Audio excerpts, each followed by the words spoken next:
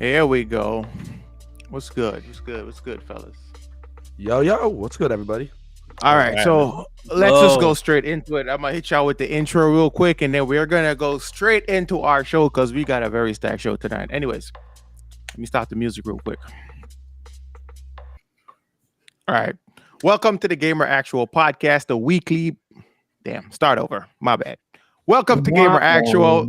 Hold up. Welcome to Gamer Actual, the weekly podcast dedicated on talking about some of the biggest in gaming news. You can find us on all major podcast platforms, including Apple Podcasts and Spotify, with a visual version of the podcast being available on youtube.com/gameractual. This podcast is also brought to you in part by the guys over at X Element. To find out more about X Elements, check out the description below. Now, without further ado, by the way, I'm Cash. But without further ado, I bring to you my co-hosts, Heartless, Germ, Maury, and I know you guys see two extra, little boxes right there. These are our special guests. One friend of the show, Lord Hades. You can find him on twitch.tv/X Lord X Hades. Did I say that correctly? I'm pretty sure I did it. Anyways, yes. And he's our resident Halo and Destiny aficionado. This man will go at bats for Halo. Trust me, I've seen it. He'll go to war for Halo. He came at Heartless's neck a few episodes back. But anyways, we also have a very special guest tonight, Patrick of the Spotlight Games Show. Find him every Tuesday on Twitch at 8 p.m. Eastern Standard Time, and with their audio podcast being available the next day on all major podcast platforms as well. Patrick, welcome in. Thanks for having me. What a beautiful day. What a beautiful evening in front of all these beautiful people. All right. It's awesome. It's awesome. By the way, happy Father's Day to anybody who's a daddy in here. Before we cook too deep, happy Father's Day, Cash. Happy Father's Day to any other fathers that are in here. Thank you. So, Patrick, it's very customary. Hades, I'm about to ask you the same question. I think we already asked you the last time you were here. But it's customary that we ask our guests what you're playing right now. So what game are you playing right now? Right now, I am playing through Destiny 2, The Final Shape. Finished the campaign. I have a lot to say about it. I see that's on the docket. And now I'm just trying to get through the post-game stuff. It's been real enjoyable. And I am also playing a little bit of Guilty Gear. We're going to bring that back to stream because it is the time for dandyism. Do you think this is the last bit of Destiny content? And you think Destiny 3 is on the horizon? Probably. I would think so. Probably another year or two of episodic content, as they're calling it, which is basically just big seasons for Destiny 2. Right. And then I imagine that they'll work on a new game. Okay. It feels long overdue. The game's 10 years old, right? Yeah, it's still on. Jesus, it's been that long? Last gen consoles. Yeah, it was 2017. 2017 it came out. 7 years Didn't ago. it come out PlayStation 4, mid PlayStation 4 days? That was Destiny 1. Something like that? Destiny 1 came out in 2014. Yeah. Okay. All right, Patrick, what about you? What are you playing? I've been bopping around between the 1,000-Year Door on Switch, Paper Mario. Great. Wow. Another lover of Nintendo. Yeah. Baby's first Paper Mario, having a great time. The hype, I believe, is real. And then also from SGF, which we'll talk about later, played the DLC for Alan Wake 2, which was my personal game of the year last year, Night Springs. You're tickling two hosts right now. I'm pretty sure man. I could have heard Germ smile just now, bro. That's why they call me smile. I have taken heat from every member of this panel for my love, except for Hades here. I've taken heat from every member of this panel for my love of Nintendo/platformer games. It's great to have an ally. Hey, I'm here. I am an ally in the month of Pride. Right. So this week we had a few games that got released this week. We had, I can't say that first one. Jeremy, you might have to help me out with that one. Fix It, the Handyman Simulator, Killer Clowns from Outer Space, Life by You, Star Wars Hunters. Didn't even know that game came out, to be honest with you. Oh, I've been grinding it. It's awesome. Oh, really? Yeah. Oh yeah. Z Spell Cats, Legend of Dionysus, Sneak Out, Rider's Spirit, and Shin Megami Tensei V Vengeance.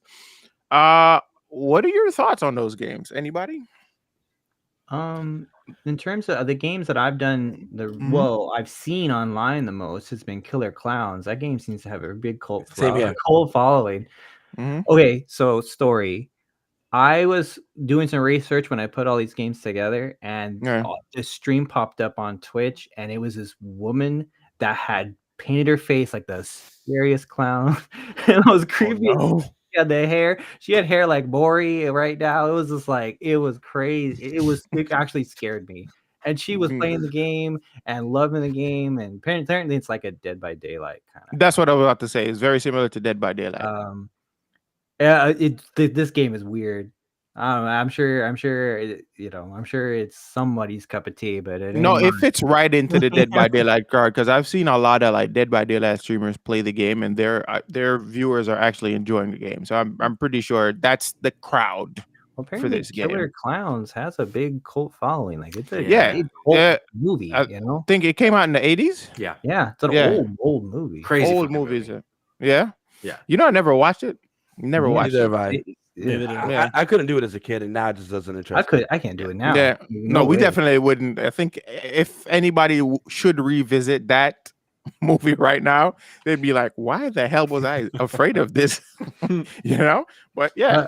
I think there's one game here that's kind of like is, you could say, a hidden gem. I would say Life by You is kind of a hidden gem on this. That sounds Anyone familiar. who likes what's the series where the life simulator, it's got those little green things above their head. I forget the name of it. Sims. Yeah. It's essentially like Sims, but this one has much more. It goes much more harder with the romantic elements. So really? if you're into that, it's that. And I make the game sound trashy, but the game's actually kind of chill and interesting. If you're just looking to have your ideal life. This is Sims. This is definitely Sims. This is Sims. I couldn't do this. This is Sims. I mean, it stood out to me as kind of like a hidden gem here. Any Sims friends in the chat? I'm in. My girlfriend loves it. She'll be playing this for sure. Oh, really? Yeah, she loves The Sims. She plays it like religiously. So I'm going to tell her about this tonight when we get off. One game that I know some of our members of our community is going to appreciate, especially Rose Gradient, is going to be Shin Megami Tensei. Oh yeah, 5. for sure, definitely. That JRPG series has a huge following in Atlas. That's one of Atlas's like top performing things. So if you're into that, it's great to see that franchise come back. So. I was challenged to fight one of the hardest bosses in the original, and I still haven't played it yet, but I still have it to play though. I don't remember who it was. Was it the Luchador or something like that? And I was told I should fight him and I should win in one try. I'm like, no, they gave me 10 tries. It was a challenge. So I'm still gonna complete the challenge. No, I didn't, because I was playing the wrong version apparently, and that I was so far ahead. Then it just kind of put a sour taste in my mouth, and was like, you know what, I'm gonna give this a break, and then we can replay it from the beginning all over again. I see. We believe in you. But I have to also point out that more RTS games. So it's like RTS games are really, really making. Is that Star Wars game an RTS game? No, it's a Fortnite clone. More like Fortnite, yeah. Wait. Hold on. With hero shooter aspects. Thank you. Yeah, I was going to say, okay, so I'm going to put Star Wars Hunters, because the whole point of this segment is for us to talk about stuff that we love. Holy shit. I have put more time into this game than I feel proud to admit. Every night when I lay down for bed, bro, I grab that Switch. Are you playing this on your phone, or are you playing it on the Switch? Switch. And good, right answer. Because I would say if you're playing on your phone, man, bro. No, I wouldn't do that to myself. And I've seen people do it. It looks painful. It's fun, dude. Like, the characters are cool. It's like it's in the Star Wars universe. It feels like it fits. It's not like the best thing you're ever gonna play in the world, but like Zynga sponsorship, man. Come on, like put me on. Like, is this a canon game? Is it canon, or is it just like a game? It's like a hero shooter, so I don't like. There's no story or anything, but like the characters, I can't assume are canon. But like, dude, it's super interesting, and the microtransactions don't feel like shitty. I've heard really good things about it. There's some folks in the Spotlight Games Discord that have been playing it that keep trying to get me to play it, which I'm not. Oh, you have a Discord? We do. Send me the link for the Discord I will. as well. And then one last game I wanted to shout out was Riders Spirits. For anyone that is kind of like interested in Mario Kart at all and want to play it with their friends, this game is a remake of an old Famicom classic. It's got the Mario Kart or OG kind of graphics and art style. So it's my opinion. If you're into those retro games and want to play them on your modern hardware, this is a good one to check It out. reminds me of Top. You remember Top Gear? You guys remember that game from the SNES? I think this would be a That's fun what it looks community like. night game. I got a question though. Put it on your radar. Yeah. I think it'd be a fun community night.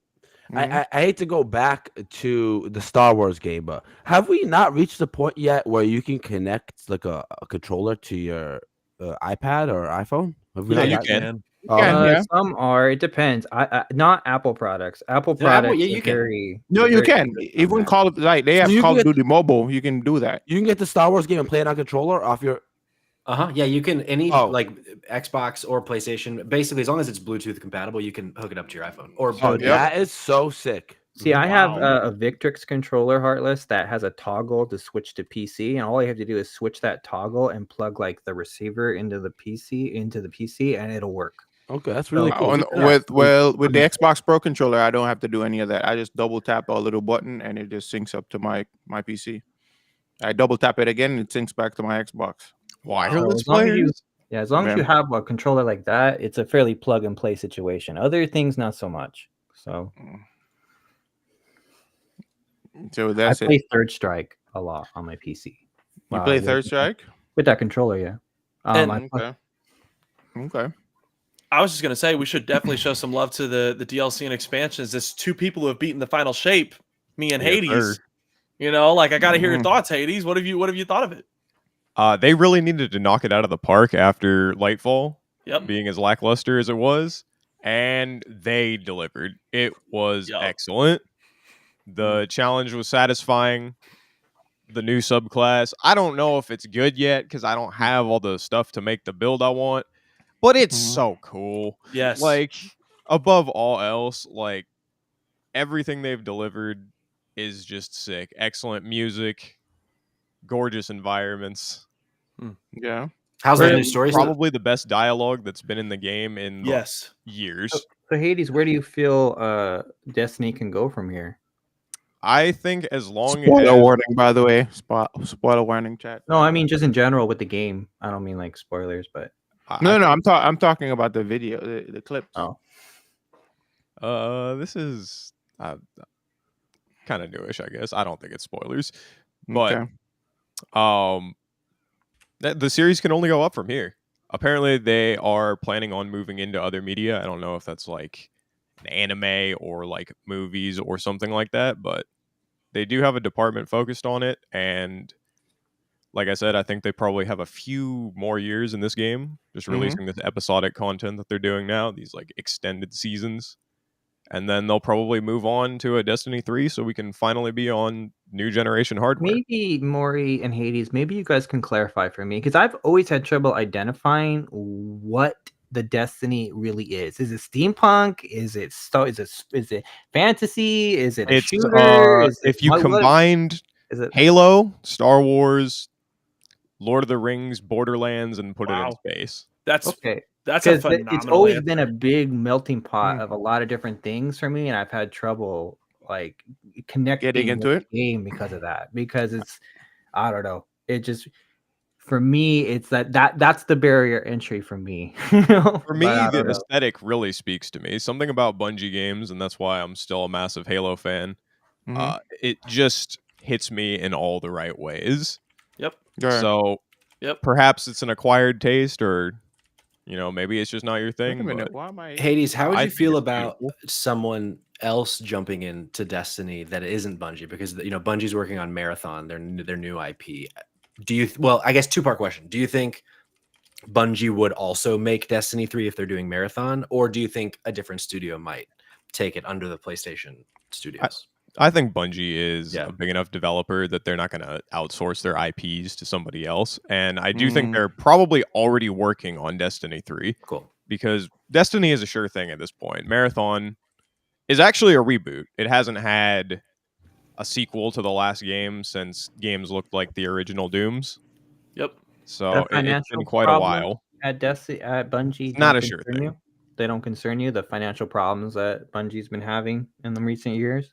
I think that because this expansion is genuinely so good, they're going to be fine. The last one missed projections because the content was lackluster. So people didn't stay around, and therefore people didn't spend money on cosmetics and things like that. People only spend massive amounts of money whaling in the store when the game is good. So since the game is good, I would say it stands to reason they're probably going to be reaping a lot of profits this year, especially because I got to say, as somebody who doesn't spend money on cosmetics in the store, some of that stuff looks amazing. For a person who doesn't play Destiny and has always looked at it from the outside, it looks like to me the sun is setting on Destiny 2. So do you think that it's going to be able to survive in a year like 2025? We're going to get into that a little bit later, but 2025 looks like a stacked year for shooters. So well, this is the final expansion for Destiny 2, right? Yeah, but it is. They're trying to release episodic content over the next 2 years. So the next thing they're working on is called Destiny Frontiers. That's their code name for it. I think we're all assuming that's Destiny 3. They're saying it's about 2 years out. And yeah, I think their goal is to hold people off with episodic content. I think only really the diehards are going to stick around for that. And then I think you're going to get everybody back in if you have a really appealing pitch for Destiny 3. Rumor has it they might take you to another solar system now that like a lot of stuff has been resolved here. I love that idea. But yeah, I don't know. I mean, I beat the campaign last night, Hades, because I've been really getting through it slowly because me and my buddy wanted to play it together. And dude, that ending was phenomenal. You said it. The dialogue in this campaign is better than dialogue they've had in years. The story felt great. The cutscenes and the cinematics were like amazing. Excision, that final mission is crazy, dude. Like this expansion really spoke to me, and I am like I took a lot of years away from Destiny. I really am a Destiny hater, but I loved this. It was awesome. It was awesome. Yeah. So it's an interesting franchise. I don't know. Maybe I challenge you two, Maury and Hades, to get me into the game. I challenge you because I do own it. I do own it. It's never spoken to me. I've never played a second of Destiny. I've never once played the game. I downloaded it once, and then I was like, I'm never going to play this, and I deleted it right It's after. an incredibly hard game to get into if you don't have somebody actively trying to get you into it.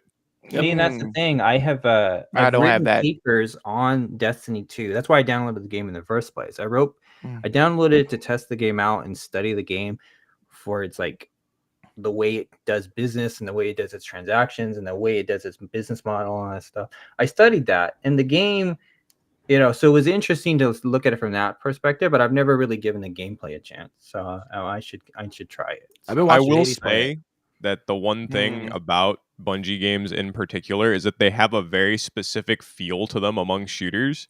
And if that's your thing, it's very difficult to find that anyplace else. Yep. So that's what keeps me on it instead of trying other stuff, because other stuff doesn't feel like Halo to me. It sounds like the way Street Fighter feels to different fighting games. Like Street Fighter has a very unique feel to it, right? Compared to other fighting games.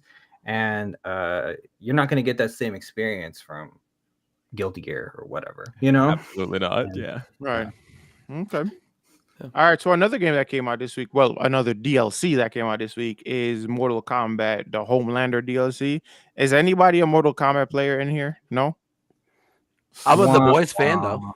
Yeah, I watched episode 1 of season 4 tonight. I did last night. Same. I watched it last night. So good. It was so good. Yeah. I don't have comments on that, but there are alleged leaks that have come out for season 2, and it looks like a pretty. There's no saving that game. There's no saving that game. The fighting game community has pretty much. To me, it seems like they've removed themselves. They've basically excommunicated Mortal Kombat. Game. So, Carlos, to add on to what you were saying, Mortal Kombat, out of the 8 games that are on the main stage at EVO, Mortal Kombat is dead last in registration. Dead last. That's really concerning. See, I'm talking to a bunch of people in the fighting game community. This is like a quick thing that I don't think I've gotten to tell you guys yet, but because you guys put me in your sick community full of these fighting game nerds, look at what I bought this week. Wow. I'm doing it. I'm doing it. I'm so scared. You're going to get clapped up. I know. I was in his stream when he announced. I was in his stream when he announced that he's going to be a Blanca player. He's going to Blanca's nasty, bro. I'm saying. Listen. You're going up against people who literally study the game. Yeah, you're getting clapped. I'm getting clapped. I'm terrified. I need a teacher, bro. I need someone to help me. I'll teach you. I will literally teach you all the way from where you. If you're dedicated, I will teach you the game. That's easy. Yeah, This is easy. I so got teach him. He'll learn the fundamentals, and then we can get him a Blanca coach. And we got a few Blanca players in the community. I feel like I get. Oh, that's awesome. That's sick. So yeah. That's But, sick. so yeah, Blanca doesn't abide by the rules of Street Fighter at all, Nah, and I hate the character. He's Awesome. disgusting. I Man's despise the crazy. character. That's Him and awesome. Rashid, those two characters, I despise them. They don't abide by the rules of Street Fighter at all. I love it, man. I can't wait. I'm so excited. I just had to show it to you guys. I knew you guys would tweak. So And you got the orange hair too. Stop it. That's crazy. His hair's not orange, But in terms No, of he's a in terms of ginger, season 2 a light leaks ginger. in terms of season 2 leaks for Mortal Kombat, there's been Mhm. alleged data mines for Doom guy in season 2 of Mortal Kombat. I heard that as well. Who's Doom? I heard that as well. Doom guy, Doom. Oh, you know the game Doom? Okay, Doom Slayer. He's Yeah. he's been alleged because they found some voice lines of a character of Liu Kang talking about someone who has faced demons in outer space, and that might be the Doom guy. That's what it's alleged. So they found voice lines about it. So Okay. That's sick. it's the leakest of rumors, right? It's the weakest of rumors right now. But hey, let's make it. Let's manifest. All right. All right, so let's get into the meat and potatoes of this podcast. We're going to talk about Concord real quick. So it's been confirmed, and again, you guys owe me a pizza, that the game will be priced at $40. Wow. Right? He owes you a pizza? He owes you a pizza? Yeah, both him and Jerm. He said two pizzas. I like pepperoni, by the way. My place. Sure. He And had two pizzas. Yo, let's do that. So You said it was $3.99. Get out of here, Heartless. Yeah. No. But Cash, I got a pineapple pizza. I got a pineapple pizza. No, I don't like pineapple pizza. Pineapple pizza is an abomination. you got to try pineapple and bacon together. It is a godly combination. All right. I'll try pineapple and bacon if you try cheesecake and bacon. That's okay, foul. that is not the same correlation. No way. Oh, no, wait. You guys think that sounds disgusting. You're adding salty and sweet together. I know it that sounds goes. No. Oh, wait. Hear me out. I actually went to a restaurant before, and I thought You the went to same a thing. restaurant before? Yes, right. And they were offering that. And at first, my brother and I thought it was disgusting. It was like, wait, what? And then they let us try it. We left with five cheesecake with bacon. I know that must cost us come on, Cash. $40. They put bacon on donuts. I mean, that's not that far. It tastes phenomenal, but it's maple bacon, so it's kind of sweet. So that's why. But it was amazing, bro. Trust me. Well, amazing. I would smash that. I would give it a. I would smash that. That's crazy. I did not know it was smash or pass in the show. Yeah. Right. All right. Well, back to Concord, guys. So yeah, pre-orders are. Is it currently live? I think I went and pre-ordered yesterday. Yeah. You got the beta code for me? I got the beta code for you, baby. Yes, sir. Yes, sir. Let's go. Right. Let's go. Don't forget. This is if you guys are gonna get me into fighting games, this is the time. I mean, not fighting shooters. This is the time. No, otherwise I'll never jump. Listen, get me the beta code. I will try the game out. We get some hours in, and if I like it, I will pay the $40. Because if we got a team of people who want to play, I will do it. Let's do it. So we can dedicate like a time throughout the week. Like Maury and I recently did something with the Steam Next Fest. I think it was Wednesday, right, Maury? Yeah. That we were playing Flintlock, and I thought that was pretty good. Like we were kind of sharing our opinions on the game. That was pretty dope. So we could do something like that, like have a day out of the week that we come together as a team, as the Gamer Actual team, and just like review whatever game that is on the docket for the following podcast. It could be kind of like a live, play the game. Yeah, that's exactly. Like a live demo. And I have to say this while we're here, just real quick. Hades, this directly speaks to you. I just wanted to let you know, every one of the head developers at Firewalk, the guys working on Concord, are ex-Bungie devs. That's why it looks like Destiny, bro. Like it feels like Destiny. The gun plays like Destiny. The abilities are like Destiny. So I'm just letting you know, this might be one of your kinds of games. I just had to tell you. I am allergic to hero shooters, but that sounds appealing. See, this might be your For a person who one. loves Halo, you're allergic to hero shooters. I know we're not. Halo I'm is not not a hero calling Halo shooter. a hero shooter, but I'm saying Master Chief. Halo's is an a arcade hero. shooter. Not a It hero sounds shooter. like you're calling it a hero shooter. Master Right. Chief A is a hero shooter is protagonist of that series, so it's essentially the campaign is a hero. He's a hero. So He's not like a no, preset no, character no, with no, more no, abilities no. in Right. a multiplayer Off game. with his No, head! no, no, Off no. with his head! A hero shooter is not Respectfully, that. I A disagree. hero shooter is like Overwatch, Apex Legends. No, if it Anything where has you play different characters preset with different characters with toolkits, preset abilities. Yeah, Yeah. that's a hero shooter. okay, That's so a hero shooter. BioShock is not a hero shooter, just to be clear. No. Hero No. shooters are more like arena style games where Okay. each character has like their specific, I like thought hero specific shooters trait. where you have one main protagonist. and you play Marvel, game. the new No, Marvel no. game, that's a hero That's shooter. hero shooter. Exactly. That's a Overwatch. hero shooter. Overwatch is a hero shooter. Yeah, All right, Like, my yeah. misunderstanding. my Oh, misunderstanding. Paladins, hero Mhm. shooter. Yeah. Yeah, this game looks sick. How do you guys feel about it, Patrick? Yeah. Hayes? Yeah. Good question. I'm gonna give the game a chance, Maury, and you have sold me just through your passion. I'm gonna give the game a try. Patrick, how about you? What I- do you think? I think I will also give it a try. I was saying, but before we went live, I'm not normally the multiplayer guy. I've never been drawn to any sort of a hero shooter specifically as well. Mhm. But I'm interested in trying out a new IP. We see a PlayStation back here. I like to give them a shot if it's coming straight from PlayStation. Like they have a high bar of quality, in my opinion. So I would think that it's at least worth a shot. It's, like you said, Cash, $39.99 price point. Right. That's a lot easier. I gotta for say me this, to justify. Patrick. Yeah. It'll be a lot easier for you to enjoy something like this when you know you have a group of 4 or 5 people who are playing it. Yeah, And you have a then community you behind get to really see the vision. That's true. That's how I got into Overwatch. Okay. Yeah. I kind of have notes when it came to this in particular, but Hades, what about you? What do you think about thinking? Are you willing to give it a shot? I'm looking at the footage right now, and it definitely pull has it up. gunplay and abilities that are straight out of Destiny, basically. Yes. However, I just really don't like hero shooters. I do not like having to play a preset character. I don't like having to speed run the menu to make sure I get to play as the character that I want to play as.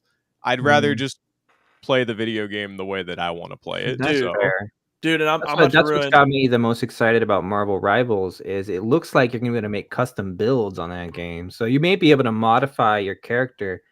You don't have to switch characters. You can play who you want and modify them, That's And- why I'm intrigued with that. And game. yeah, and Hades, I'm sorry to tell you this, man, but I don't know if you heard the report. This is Give him the very beta code. random. Give him But- beta code. I'm going to give him a beta code. He needs it. I know. You're right. I Heartless, think I we know what gotta you're get him about to in. say. Yeah, that marathon is a hero shooter, big dog. Dead on Work up. arrival. Man, agreed. Fully agree. Wow. Marathon. No. What's Marathon? It's the new It was Bungie the game they made before Halo. Okay. Yeah, it's a hero shooter. It came out the other day, and wow, for a company that has built their repertoire off of like customization and putting you into the game and letting you do what you want, hero shooter is not going to speak to that fan base. But this speaks to me. God, give Like me I said, I Cloud like the now. aesthetic too. I like this. Like a lot of people are comparing it to Guardians of the It Galaxy. has a Like, very Yes! Star Wars meets Guardians of the Galaxy kind of feel to it. Like I said, I love the game, but I'm still also a little bit concerned about it because I feel like right now this landscape of like not only hero shooters, but it's kind of saturated with a bunch of Yes. shooters currently. So right now. many shooters. I am the most Ryan- concerned with the future of There's this so game many. because it's exclusive to PlayStation and PC. That limits the player base, and I think mean, that's kind of Not sort of really, because though. if you look at what that game that came out recently, Helldivers is still successful even though it's on just 2 platforms. But what my issue is with this is there's so many other options that is actually free that I'm concerned that the $40 price point, even though it's still cheap, can still poses a problem. Sure. In the long run. I share the same thing I've said many times. I Mm-hmm. feel this will be like cool in the moment, and then some other game will come out and take its thunder. This seems to be the inevitable flow of the gaming industry right now. For most Something will games. come out 3-4 months later, and people will drop this game. Well, that's just a video game. I got You're the spoiler choice. So Cash, I think they know that is a possibility, that the price point in comparison to all the free games, I think they understand that. And that's why they're giving out the 5 beta. What is it, 5 beta codes if you pre-order the game? Yeah, on also the every DLC following, I think it's gonna be free. It is every map, every character. It's all Yeah, That it's is a gonna be huge free. selling point. It You is. know, That is a watching this huge point of the selling point. footage, it reminds me a lot of Cowboy Bebop. The way these people are interacting with each I other. can see It reminds that. me very I much. can of see Cowboy that. Bebop. I can see Yeah, I that. also like something that they're doing that, from my understanding, is not that common with hero shooters. I think it's either weekly or monthly. I forget what they said. There's going to be like these kind of big like cinematics that they're going to be releasing to add new story content periodically. Which like that's something for me that, going back to your question, Heartless, like that is also interesting to me. Like that, another reason why I might give this one a shot, because it seems like they're putting narrative very forward, whereas something like Marvel Rivals is, one of the most recent examples, doesn't seem to be putting as much into the narrative as It's more focused on the arena aspect. Does Apex have like lore behind its characters? Is that a thing that Apex has? Because I think it yes, does. yes, I yes, would- I I would it have. does. Every time they do a new figured that. season, they have like a cinematic that kind of like Yeah. shows you why the map got rearranged and this is happening and stuff like that. So there's lore there. yeah. That's I cool. don't care. Hashtag bring back Titanfall 3, Yeah. please. One of the Agreed. things about hero shooters, and one of the things that like I think people enjoy about them, and one of the things that separates like hero shooters are not really that successful to ones that are successful, I think, is the expressiveness of the characters. So to see a game that makes people say, "Oh, it reminds me of Guardians of the Galaxy," or "Look at these people interacting like Cowboy Bebop," that's the reason why Cowboy Bebop and Guardians of the Galaxy are as popular as they are. Their expressiveness Yes. between the cast, and that's going to help this game in the long run. And to what Jerm was saying earlier, if people, Jerm said this game's going to be a fad and then the next thing comes, that's a possibility. It's always a possibility. But if you invest $40 into a game and it's giving you free DLC, that kind of combats. Okay. That kind of That combats makes a lot of that sense. issue. In a sense, Yeah. I don't know. It might not combat it to save it. You could still fail while having that mechanism that you think will combat it. But Mhm. If it's not fun, it won't fucking matter. It Like, won't people are fucking gonna- they'll Yeah. walk away anyway. Right. Yeah. True. Agreed. Yeah, that makes yeah. that makes a lot of sense. You may, and even if they have a season pass, maybe they'll have a thing where you pay $60 and it includes a season pass. Overall, that's still a deal, So, yeah, that's We'll a good We'll see. strategy. It looks cool though, and I'm willing to give it a try. 5 free beta codes, we can all try it. So Mhm. Right. I'm excited to give this a try. I'm excited to, and you guys have to be patient with me, okay? I haven't played a shooter in years, okay? So, Germ, we got you, dude. This is the point of it. pick Another a thing- support character. Another pick thing, the character that I love requires no support. aim. Support characters are my thing. That's 100% my thing. Whoever it is that supported this game, that's who I'm going to play. But Yeah. Okay. the another thing I love about this is I love that Overwatch is getting competition, because Yes. Overwatch has been the king of this genre for too long, and God, it it robbed my life. It really needs something else to like breathe, to innovate that Are genre. we ready to talk about the death of Overwatch? Is it Overwatch time? is not The dying. perfect storm Overwatch is has brewing. a PR problem, but it perfect- still has Think so? players. Yes. Microsoft acquires Activision Blizzard. They start taking over the production of the game. They drop from 6 to 5. So many hero shooters are coming out. The shooter market in general is getting saturated. Tons of layoffs all over the market. This is the perfect storm for a game like Overwatch, I think, to just lose its upper echelon type. Yeah. If there's one series that could get it back, like Overwatch, if there's one thing that could get Overwatch back to like glory, if you will, would be animes, Netflix shows, movies, that kind of stuff. And Like, Overwatch has a point. very strong lore. They have a very Yeah, it strong does. lore, so they It can has- definitely lean into that. It has huge amounts of lore that you have to search to find, Mhm. and it's really actually interesting. So it'd be great to just bring that to the masses. I would like for them to start and just focus more on Soldier 76. Yeah. Bro. And he'll be the main character of the entire show, and I will watch it. Yo, he's my favorite Respect you. character. He's my favorite character. I disagree. Why would he be a favorite character? Whatever. What? What? He's just so He is. simple. In a game about hero shooters, you picked the Call of Duty character. Yeah, because I'm a Call of Duty guy. Well, I came from Call of Duty. Okay, you win. Imagine Not if- only that, I just like the grizzly voice of Soldier 76. Imagine He has that Overwatch- gravitas. Imagine You know if that's Frank Overwatch- Tedesco, right? The voice of the Hulk. I did not know that was who voiced him. That's cool. Yeah, he's the voice actor for the Hulk in every like Marvel project. That's crazy. That's I didn't him. know that. Wow. Yeah, Imagine look it if up. Overwatch had like an RPG, like Final Fantasy Tactics experience, type thing created around its IP. I think it'd be really cool. It would make that would explore the lore and get a new genre into your game. It would be cool, you know. Yeah. Yeah, bro. So let's just get into the Summer Games Fest. There's something else here, but I feel like we are gonna leave that conversation to the whole Xbox discussion. I think Concord was the biggest conversation to come out of the PlayStation Showcase. Am I wrong to say that? Astrobot. And Concord. Astrobot was 100% Astrobot, yeah. the biggest takeaway. Yeah. Okay, Astrobot and Concord were the two biggest things to come out of the PlayStation Showcase. Can we agree on that? Yeah. Yes. Yeah. All right. So let's move on to the Summer Games Fest. All right. So for the Summer Games Fest, there was a lot that showed in that showcase, bro. So we had the Power Rangers, Battle Aces, Mecha Break, Sonic. There was so much. I want you guys to like pick. We can pick like 2 or 3 out of this entire discussion. I can list them, and then you guys can tell me what speaks to you the most out of this showcase.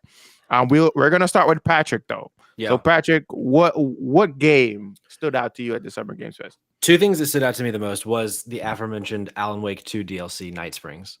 Yes, My boy looking Sam forward Lake to that. coming on stage with that Mhm. sweet Finnish accent to tell us all about this weird fucking DLC. I played it, Yeah. loved it. Yeah. And then also this Blumhouse Games situation, this announcing like 6 or 7 games at once that all have kind of their own vibe in horror. Right. One is like a Stardew Valley type, like with Right. murder. Like I like this kind of like different take that it seems like they're having. They're giving, you know, these different creators the money to just go do the thing, which I think is cool. Those were the 2 standouts for me. You know, I think it was a good show overall. Yeah. Like I think things like Lego Horizon Adventures was fun. Like a lot of indie stuff that looked good. But those were the 2 standouts for me. That I guess you could call that premiere or whatever for the Blumhouse. It was kind of confusing because at first we all thought it was like one game, but then it kept changing. I was like, wait a minute, is this one game? So they weren't clear on whether or not this was like a studio reveal or an actual game reveal. Yeah, it was very helpful that they brought the guy out afterward with the director to be like, this is what we're doing, because I was a little confused at first too. Yeah, me too. I was super like, what is happening? Yeah. Hades, how about you? As far as world premieres, honestly, none of that really spoke to me. Same. I'm very much a singular or like few games kind of person. So for anything to excite me, it pretty much has to be a fighting game or one of the shooters that I care about. Okay. I got nothing. That's fair. Yeah. That's right. Maury, what about you? Yeah, rough showcases. I was looking back through it today. I was like, damn, fuck, nothing. Like, all right. No, but the Alan Wake 2 Night Springs DLC, I'm so jealous of Patrick right now because I've still not gotten to play it, and I'm so excited because I love that universe. I need to hop into that. That did a lot for me. That was like a point in the showcase where I was like, oh, this is great. So that spoke to me. And obviously the Black Myth Wukong gameplay trailer. Like I'm all in on that. I cannot wait to play Black I think Myth it's gonna be the next Kratos for real. That guy. Oh, really? Yeah. Black Myth Wukong? He's gonna be the next like Kratos. Of, like, I know. I feel like this game feels like it's giving me Elden Ring vibes. Well, what I mean is like in terms of a protagonist in a game, like he's gonna be like Wukong? If you guys don't know the lore around that character, I know Journey to the West, bro. Listen, I know the story of Journey to the West. I think he's gonna be, now that character is actually coming, you know, in a AAA title. I think it could be the next Kratos. You know, I had no idea that was an adaptation of something. That's what Goku's based off of. Yeah, Goku's based off of Chinese lore. Monkey King. Have you ever heard of the Monkey King? I have. Yeah, that is the monkey. That's who Wukong is. I've missed this whole time. I was so shocked that you guys were so interested in Black Myth Wukong, because like, who the fuck cares? When about live action, his mind blow. In live action, we're watching his brain blow up right now. Right? Fuck. That's yeah, awesome, but I think we dude. might have the next Kratos in our hand. But fast forward I don't 15 know about years and he's that. got I like don't 4 know. games. We'll be talking about him in the same Yeah. breath we talk Kratos. I don't know. Like Uh-oh. Souls games are never known for their deep, rich stories. Like, not that they are not full of lore and interesting bits. They are but I full don't. of lore. Yeah, I don't think. But we're it's gonna not get, like, on the some- forefront. I don't think the lore is on the forefront. Oh, It's you more about the it's gameplay. Same with Overwatch. You dig deep Mhm. and it'll just blow your mind. Seriously. Yeah. Heartless, what about you? That game looks sick. That looks like a Yeah. game I'd love to play. I loved Elden Ring. I never thought I'd be into Souls-like games, but I love Souls-like games. Mhm.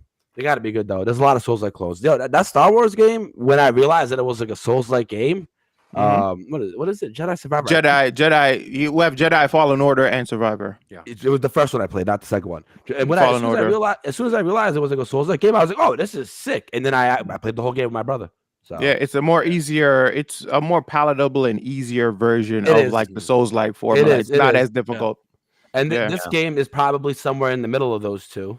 I feel imagine. like that. I'd agree with that. Probably a little bit easier than Elden Ring, and probably a little bit more difficult than the Star Wars game. Star Wars, yeah, I see that. The I game really looks like the insane. aesthetic. I really like the way the gameplay looked. It looked more like Sekiro than Elden Ring, actually. Mhm. I agree with that. It had that Ghost of Tsushima kind of feel a little bit too. Mhm. Question though, Yeah. you have a character. You don't make a character. No, because it's No, Wukong. You yeah, make a there is a character, yeah. chosen protagonist. But he That's why is it's There also- is chosen a protagonist, But he he's can cool, though. transform. He can transform. He has multiple forms. And you select his armors and all that. Yes, but Weapons? no, he has multiple forms. He can actually shapeshift into multiple things. Can you Like, customize those things? I'm not sure. That No, I'm no, not yeah. sure That about. would That's really why I'm set it saying over the he could top be the for me. next Kratos, like the Mhm. next Kratos, like big, Yeah. the big Yeah. like name. What does it take to be the next Kratos? How many titles? Kratos? He's had what 6 titles now, something like that. Yeah, what? Uh, You get to 4 titles, more than and, that. and you start. We can have. I think we can get to that conversation, right? Yeah, Right. that's what I'm saying. I'm just saying. I'm saying he could be the next Yeah, Kratos. yeah. He's got that potential. Yeah. Okay. He's definitely interesting. Okay. Any other game, Heartless, or just that? Just Wukong. Yeah, just that. Just All that. right. So I'll go with my choices now because I got quite. the Wait, list. wait. Oh, before you go, Cash. Not a Yeah. single word about season 2 of Street Fighter, Heartless. Not a single word. Oh, I'm sorry. I'm You sorry. are. I'm ashamed of That's you. actually the most exciting thing for me from the whole thing. Yeah, I gotta The- We say. the lost whole our thing. minds. We lost our minds at that. We now. did lose our minds. We did lose. I thought we were talking about games and not Mhm. DLCs. Yeah. I bring up this conversation again. It is a Right. DLC a game. Right. But yeah. I gotta so- say, I put you on blast. those are man. actually the Come two on. things. Those are actually the two things. All right. So, Yeah. all right, here where I go. So I got a Power Rangers Readers Rewind because I love games like that. I just love community games. Like I love playing with friends. So that is standing out to me the most because it reminds me of like TMNT. That's what I yeah. want. Right? I'm looking forward to was that. My pick. You That's stole a it. squad night game. That's a squad night game for sure, hands down. Mecha Break is also another one that is blowing my mind. It looks like Gundam, but it just looks over the top. It looks beautiful, looks amazing, and I'm looking forward to that as well. Sparking Zero, just kidding. I'm never gonna play Sparking Zero. I hate that game. I don't like that style of anime fighters at I'm all. so with you. I'm so with you. I'm just not, bro. I don't like it. And then there is where was it? Phantom Blade Zero is another one that I'm also looking I think I forward like to. that one as well. Yes, it's a very like over the top like action adventure. It's not a Souls like. I think they're kind of toting it as a Souls like, but it's more like it's way faster. It's similar to Sekiro than it is to Elden Ring. It's more of like fast-paced action. The graphics, like cinematics of that game is just over the top. It's beautiful, bro. And I think that's about it. I could be lying. I'm pretty sure. Oh, I just got another follower. Yeah. Welcome to the stream. Oh, yeah. What up, y'all? What up, y'all? One of the regular Gremlinites. Yeah. Okay. All right. So yeah, I think that's Oh. pretty much it. Black Myth Wukong is on the list, but I kind of don't count it because I've been following that game for like 5 years now. Fair, So fair. I wouldn't necessarily. No, Killer Bean. I'm looking forward to Killer Bean as I well. hate You was I'm hyped looking- about that. You love Max Yes. Payne, huh? That's one of your favorite Oh, games. huh? why wouldn't you? Has anybody seen Killer Bean? Patrick, have you Yeah, seen like, Killer Bean? I anything that did. is That remotely that similar trailer to had Max me Payne, you're laughing. just like, whoa. That is like a cult classic in my mind. A lot of people don't even know that was a movie before. That's an actual movie, and it's from like the graphic the art director or some graphics guy from The Matrix. He made his own like movie with Killer Bean, and now it's a video game. So I'm looking forward to that as well. Another big one that I'm very excited about. I'm sorry, but I'm going to keep going. Batman Arkham Shot. Hell no. Let's move on. Thank God. Yeah. No. No. First of all, let's talk about that trailer for a moment. Like, so Why? what? They revealed a story Why? trailer about this the rat villain. Like, that is the most lamest reveal of a story ever. Just See, saying. Reaper just said it. Killer Bean was awesome back in the day. Thank you, Reaper. I felt like I was alone. Nobody else knows this. Nobody else knows about Killer Bean, bro. If we're including Yeah, I think that new Mhm. gameplay, I actually think the first Descendant looks kind of cool. First Descent is going to be awesome. July 2nd. Looking forward to it. It's like a Destiny hero shooter for weebs. Yeah, I played the beta. We enjoyed it. Like a lot of people enjoyed it. So I know I have people in the community that are looking forward to it. But yeah, I think overall, like I said, we all, I think it's unanimous. It's at 6. This showcase was sitting at like a 6. I gave it a 7 at one point, but now that I'm thinking about it, I'm agreeing with you guys more. It's a 6. Like Yeah. there wasn't anything that really stood out to me I per was se. originally 5.5, but based upon the Mhm. volume of content we got, yeah, I'll raise it to 6. Yeah. Yeah, I'm sitting at a 6. But yeah, let's move on to the Xbox showcase. Well, I don't get a turn. I don't Oh, get my a bad, turn. Jerem. Oh, my Jerem Moyden apologies, doesn't get a Jerem. Don't turn? shoot. Oh, All right, go ahead. Go ahead. In terms of me, yeah, you stole my pick. Cash, the Power Rangers. We all can have. We can huge all have fan, it. huge fan of the beat 'em up genre and the Mhm. TMNT game that came out recently. I play it still from time to time on my Switch. So yeah, I'm excited about that one. It looks basically like a palette swap, and Oh yeah, definitely. it seems like the trend of RTS revival is continuing because Sid Meier's 7 got revealed. That I didn't think that they were going to do another one of those, at least anytime soon. I'm not surprised, but I just didn't expect it. So that was kind of cool. Oh, that's on my radar. And I want to shout out this Outer Sloth program that the Among Us developers are doing. Oh, that's right. Yeah. I wanted to bring attention to that because I think it's a brilliant idea that they're working to establish sort of like a fund to support indie developers, especially in today's world where there's like layoffs in the industry and maybe people are looking for jobs that got laid off. I think this is brilliant. I'm 100% behind this. So the more details that come about Outer Sloth, I'm gonna follow it and support it. That was that's one of the highlights of the Summer Games Fest for me, for sure. And I agree with Patrick. I think it's a brilliant thing that those developers are doing because like Alan Wake 2, one of the Game of the Year contenders, and it's so highly praised with the people that have played it, but many people haven't, so it's kind of great that they're combining, their IPs like that. I think it's brilliant, absolutely brilliant piece of marketing. So I'm a fan. All right. Anything else? I was just gonna say real quick, Outer Sloth, they're working with a studio I really love. They made a game called Venba. I'm just shouting that out. Oh my God, Patrick, I love you. Venba? Are you kidding? Not kidding. Top 5 game of last year for me. Same. Okay. Venba's fucking incredible. Oh my God, Patrick, you just made my whole week because I've not met anyone else who's played that game. So that's awesome. Go play Venba. Men are so simple. Go play Venba. Right? What? Very simple, bro. You ever want to learn how to make Indian food as a video game? Play Venba. Yes, and it's such I've seen that game before. Yeah, but it tells a really beautiful story along the way. Narrative of that game, like everything about it was so good. And so I actually got to have a small interaction with the game's director on Twitter. And so knowing that they're getting into that creator fund so that they can make their next game was so exciting. So Jerem, I just want to say thank you for bringing up Outer Sloth because that was awesome. It's brilliant, and to be honest, 100% something that I would personally back. I would support something like this than buy a game because I think it actually puts money in the hands of people that are looking to better the gaming industry. You know, they're thinking beyond themselves, and I'm so behind that. You know, I like that. So, Yeah. All right. But yeah. So like I said, this showcase was pretty mid, I'd say. But let's talk. You guys want to move into the one that everybody was talking about, or do you want to move to the Ubisoft?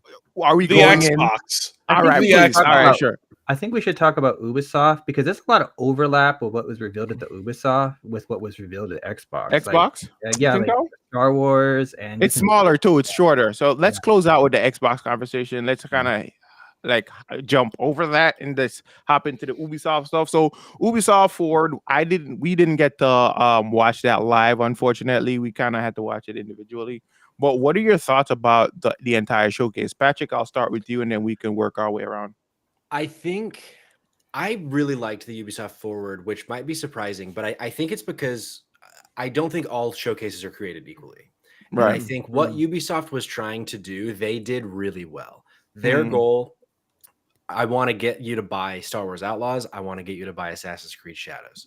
Yeah. We're going to tell you some other things in between. You know, we got some new Prince of Persia stuff, like where the fuck is Beyond Good and Evil 2?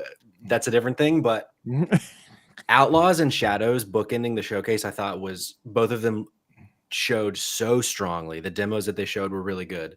And there were some interesting things in between, like mostly not stuff that I am super interested in, but comparing it to old Ubisoft Forwards from years ago, theirs was always the most boring of the bunch. Just way too much them trying to be funny and trying to just have bits.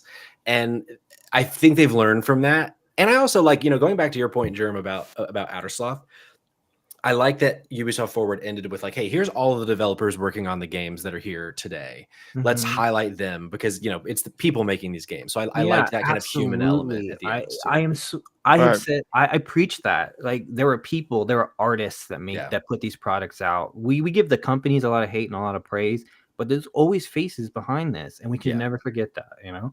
Yeah. So is it anywhere near as good as the Xbox showcase? Absolutely not. But for what Ubisoft Forward was trying to do, I think it was a very good showcase. Okay. Yeah. All right. Hades, what about you? Ubisoft kind of coming under fire recently for some of their practices regarding their PC launcher.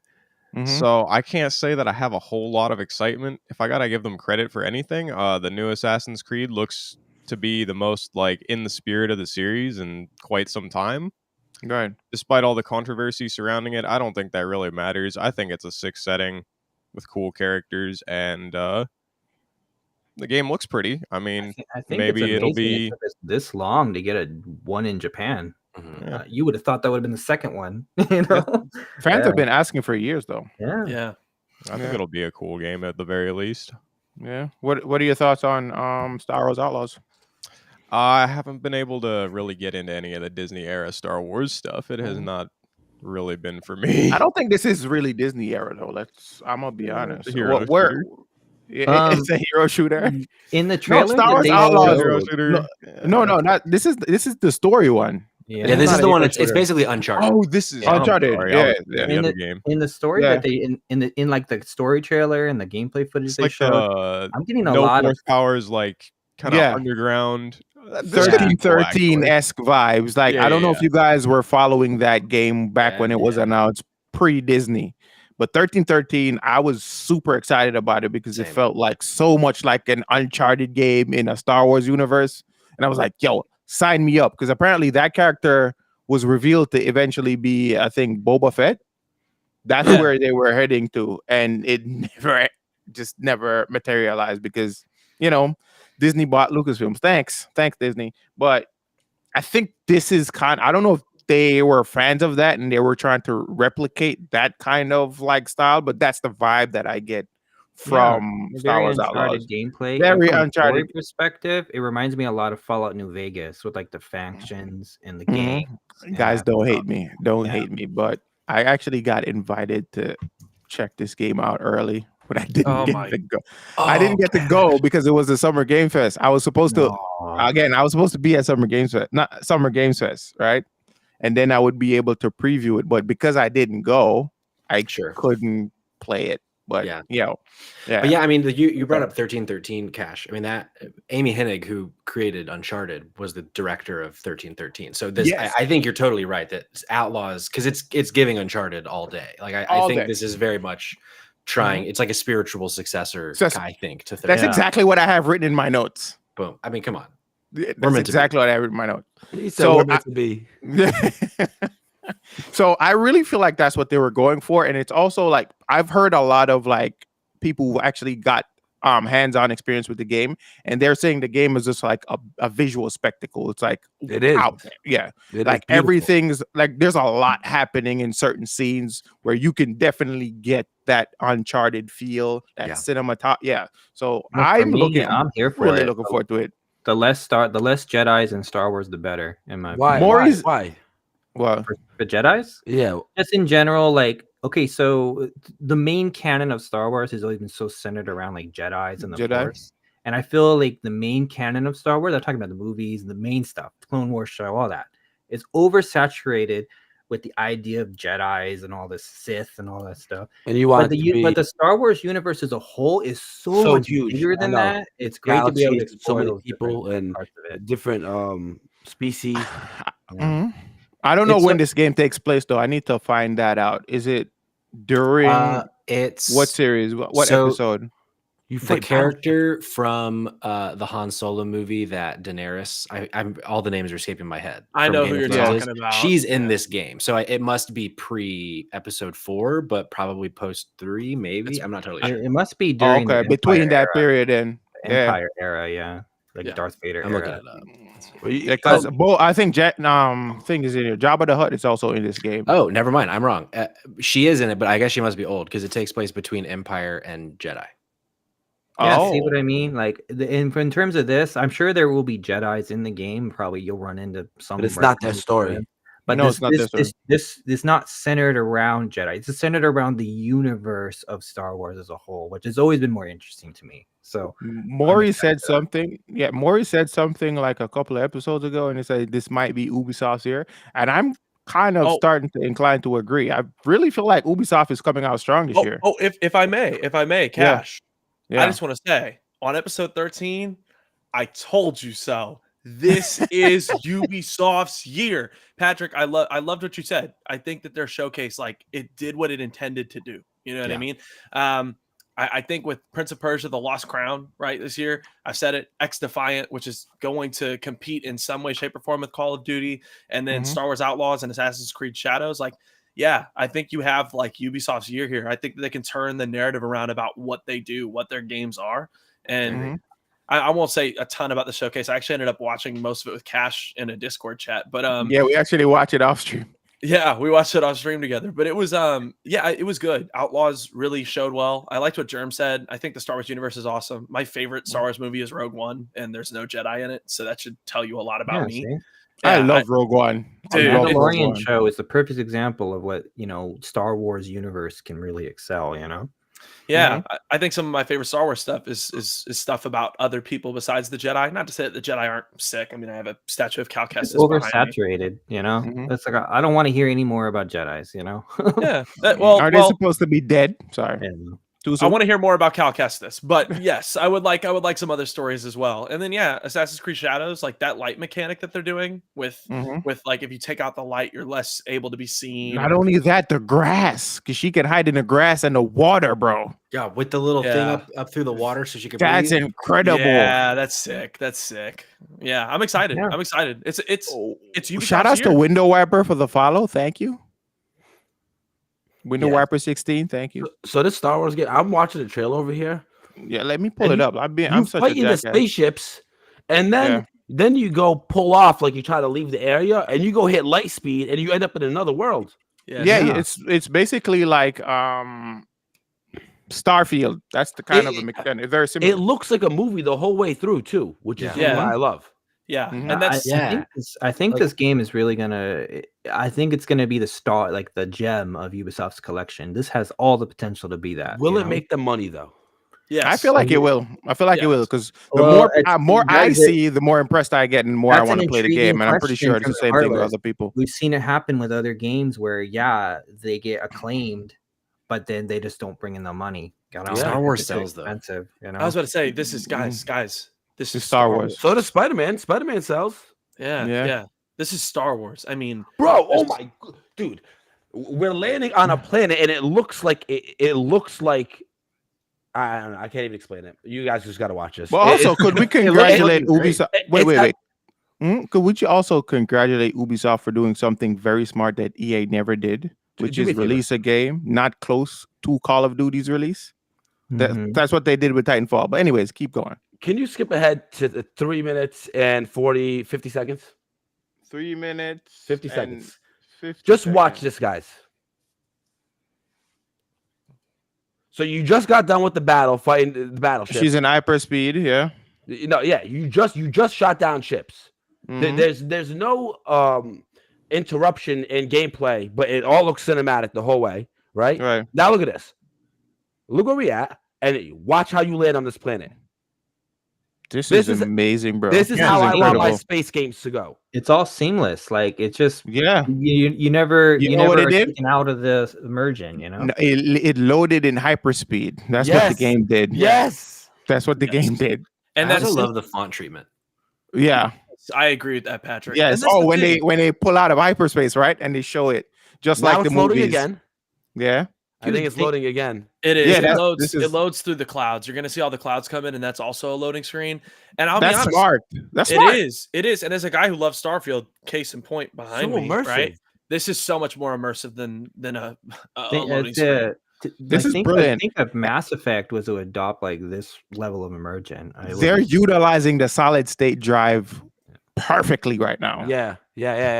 Yeah, I was so impressed with it. Like I was, I like Star Wars like we all do. It seems like I was gonna play this game, but it wasn't like this is one of my most anticipated games now after this trailer. Yeah, I agree. And it's like 2 months away. It's like right around the corner.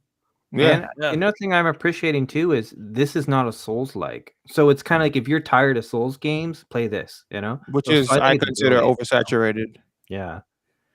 This is brilliant. Brilliant move by Ubisoft to go this direction with a Star Wars IP. Brilliant. I applaud it. When I first heard the announcement of the game, I'm like, why would you make another Star Wars game when we already have Jedi Survivor that's going so strong? But now that I'm seeing it, it's a totally different direction. It goes back to what I said. For the people that are not, they don't care about Jedis like maybe they did once they at one point. Look at this writing. This is so much better. This is actually giving me a lot of nostalgia for a few of like the old Star Wars games that I enjoyed when I was a kid. Jedi Academy, the Battlefront games. Like, love Jedi Academy, bro. Love Battlefront. Love Battlefront. Jesus. The game looks beautiful, bro. Yeah, absolutely beautiful. Yeah. Like, look at the setting. Look at the landscape. I mean, Halloween. This is literally like the the Solo movie, the Hound Solo movie. It's going to be actually good. Version of something like that. Yeah, and they said the four. It's going to be on at least 4 planets. I don't know if they've said if there's going to be more, but yeah, one of them's Tatooine, which we've already seen. Kijimi, which I think is from the 9th movie, and then 2 other planets that I've not heard of: Akiva and Tashara. So I'd love seeing new planets in Star Wars. I think the real question is going to be: is any of us signing up for that Ubisoft Connect thing? No. I would rather pay $70 and just get the game.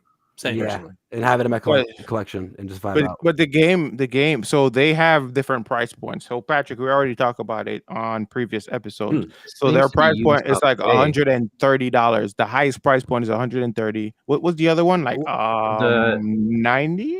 109. How much do you have to spend? $109 for to get all the levels, one, and then $70 for. You would have to spend the $130 because they lock some of the story elements behind the paywall, which I think is sleazy. Oh, that's the price for this game, $130.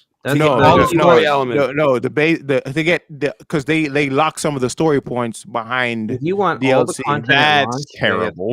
Yeah, that's disgusting. Extra missions. You buy the exactly. 130 version. I think it's the Jabba mission, the Jabba the Hutt mission. I think it's locked behind a paywall. So I can wait for a sale. I can wait for a sale. It's not a season. I wouldn't call it a season pass. I guess you could call it that. I guess you could. Would a game like this even go on sale? Because they're pushing that whole Ubisoft. It would go on sale. Eventually, these games always go on sale. Can we let Maury speak? If they're trying to push that Ubisoft Connect, Maury. would a game like this ever go on sale? That's my question. Yeah, I'm going to clarify just about the extra missions. Trust me, I'm not getting paid by Ubisoft. I'm not in their pocket. Those missions are always buns and they are additive and they add nothing to the story. That has been every Ubisoft game that's ever come out. So what I will say is I'm not spending $130. I'm not spending $109. I'm going to spend $70, play it the day it comes out, not 3 days early. And that extra mission comes out in time, like usually a year what later. is up with that 3-day early access? Why do you need 3-day early access in a single player experience? Because people will pay for it. Yes, exactly. That is scummy. It's the fear of missing out. It's the fear of missing out. Yeah, missing out on what? We all have jobs. Not making content. Making content. Content creators mostly. If I'm gonna stream this, I can stream it 3 days earlier than everyone. Then there's gonna be a lot of hype, and there's gonna be not a lot of competition. The content creator tag. And there's I don't know so about much that. content out there for us to consume that they want this to be in people's hands as soon as possible because they want it to be in the conversation as soon as possible. Exactly. Yeah, but I personally, I understand that for a multiplayer experience, but I don't know about that. Look at this next planet. Oof. Yeah. But so me personally, the thing is, what I hate about like locking story content behind a game's launch, I think that is very sleazy. I just hate that feeling of like, why would you do something like that? If you release this this DLC like later on and you put a price point on that, I could see that. That's fine. Like what Elden Ring is doing. Yeah, you're letting me feel like now I'm missing out just because I don't want to shell out an extra like 40 to $50 playing this game. You understand what I'm saying? Though. You bring up a point though. It's really no different than if the extra missions came out 6 months later for $30-$40. It's really no different. Yeah. Right. But it just feels for me bad. Here's my overarching point for any conversation like this comes up in the future is I hate paying early for content I may not even like. You know what I mean? Is if I'm going to pay, for all the content in the game, I want to know for sure that DLC content I'm going to enjoy, And this shit is gorgeous though. Yeah. And I don't, it is that for me, I just don't know. I would only want to pay for what I'm actually going to enjoy and play. I'm actually going to buy this because I know my brother will actually play the whole game with me. Oh, I'm playing this for sure. And I might be playing it day one. Yeah, you will be, Cash. We love that. Yeah, so I'm in line with Maury here. I'll buy the $70 version, and if Kessel Runner bonus packs, there it is. I'll buy them individually. See, let's look at this. So the Kessel Runner bonus pack, it's a skin. Yeah, it's not even a mission. Like, don't get it wrong. I think it's scummy. If you have content made, why are you hiding it behind a paywall?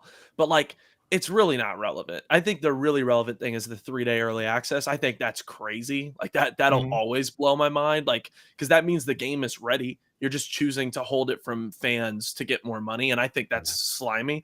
The extra, like the Kessel Runner bonus pack. I don't know. The one thing I will say about this game that makes me very excited, Patrick Polar Comics. Thank you for the follow.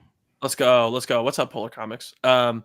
The one thing I will say that I like that Patrick pointed out is that we know that there's going to be at least 4 planets. This was my biggest gripe with Starfield the whole time is you didn't need 100,000 planets for it to feel alive. You needed to make 5 planets feel very, very potent. And I'm really happy that it seems like they're going to keep this within a solar system. That way you can build out those planets. You can make them interesting. There's not entire dead zones. It's not procedurally generated. It's all intentional. I agree big time. Star Wars. Like this is Star Wars. Star Wars is supposed to be spaceships and planets, and this feels like that. I mean, I really got to hand it to they understand Star Wars. Whoever they made this game, they really do. All right, so let's move on. We've been sitting on this Star Wars. We've been pining over this game for a long time. No, but it's a very good looking game. It's a very good looking game. Like I was very hesitant at first because not that I don't have faith in Ubisoft, but like it's just. I don't know how I didn't know what to expect from this foray into the galaxy far, far away. But another announcement that came out was the Prince of Persia Sands of Time announcement, which I have a lot to say. But we'll start with our guest. Patrick, what are your thoughts? Are you a Prince of Persia fan? I am a Prince of Persia fan, but I've not played The Lost Crown yet. I have it. And well, that's not totally true. I played it for like 30 minutes and then I got pulled to something else. I forget what else it was. And I've just not gone back. But I plan to because I've heard nothing but good things. It's great. It's amazing. Game. Friends of mine have played it. They've really loved it. Like I definitely want to play it. I just haven't had the time to get back to it.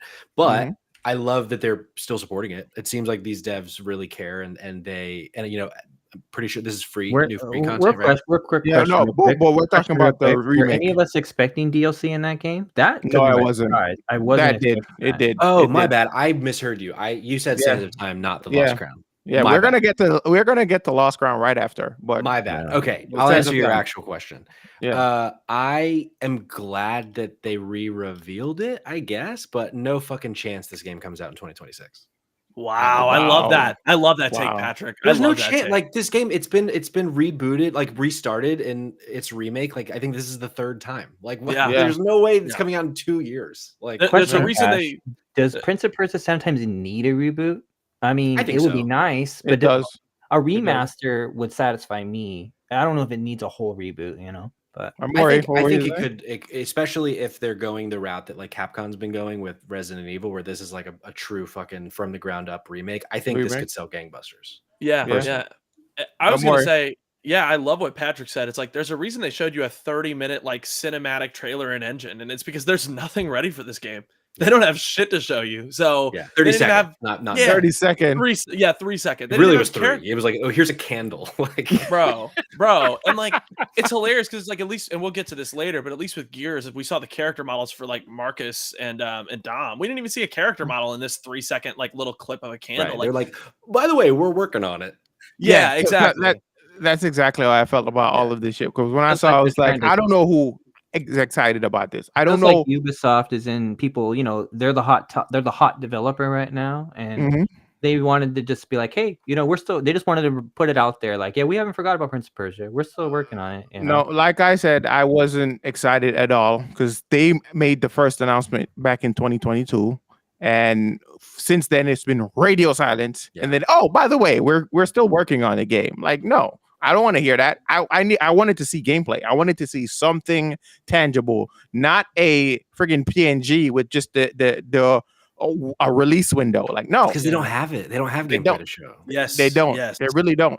They really Yes. don't. So No. I'm not excited for that, bro. Is this a tactic by game companies to develop the cinematics first, so they get to generate hype to develop the game? Oh, So I think it cinematics makes are sense. mainly made by It makes outside sense, right? companies. Yeah. Like they're made Cinematics normally first, by then outside gameplay. companies. Yeah, they license that kind of work.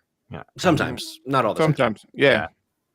But for But something yeah. like this, I think it's just vibes the trailer. They just want us to know that it's happening. It's there. and- right. So yeah, I think this one, I wouldn't be surprised if this was outsourced. But yeah, I think this is just because yeah, to your point, Cash, they announced this years and years ago, and then a couple years later, they were like, "Hey, we're restarting development," and now it's been at least a year since that happened, and there's like, okay, it's coming in a couple years. So I think this is just to keep people at bay that are every time they do something are gonna be Asking. like, "Where the fuck is Sands of Time?" The Right. original, but it is great to see the original Prince of Persia kind of come back to prominence because that character's been out of the spotlight for so long, and it's kind of nice to see one of the OG characters of gaming kind of come back. Sure. Because I love Prince of Persia. I'm with Cash. I love Prince of Persia. It is in my top 5 greatest series of all time. Sands of Time series specifically, and I'm excited to see it come back in any form. But yeah, I agree with all you dudes that it's this kind of was. You know, Ubisoft, do better. Like, give us more details. We've been waiting too long, you know? All right, back to Lost Crown. So there's a bunch of DLC announcement from Lost Crown, which I'm very excited about. Didn't expect it. Patrick, now you can go. Everything I said 5 minutes ago, rewind. Okay, cool. Maury, what about you? What were your thoughts about those reviews? Oh yeah, no, I'm ecstatic. I regret to inform everybody I'm a very young man, and so I'm a bit unseasoned when it comes to Prince of Persia. So the Lost Crown was my first Prince of. Yeah, what? Noob. That sucks, bro. You picked Come a good one on, to start with. I'm no, not a no noob. shade to you, Maury. You picked a good one to start with. It's a great Dude, one.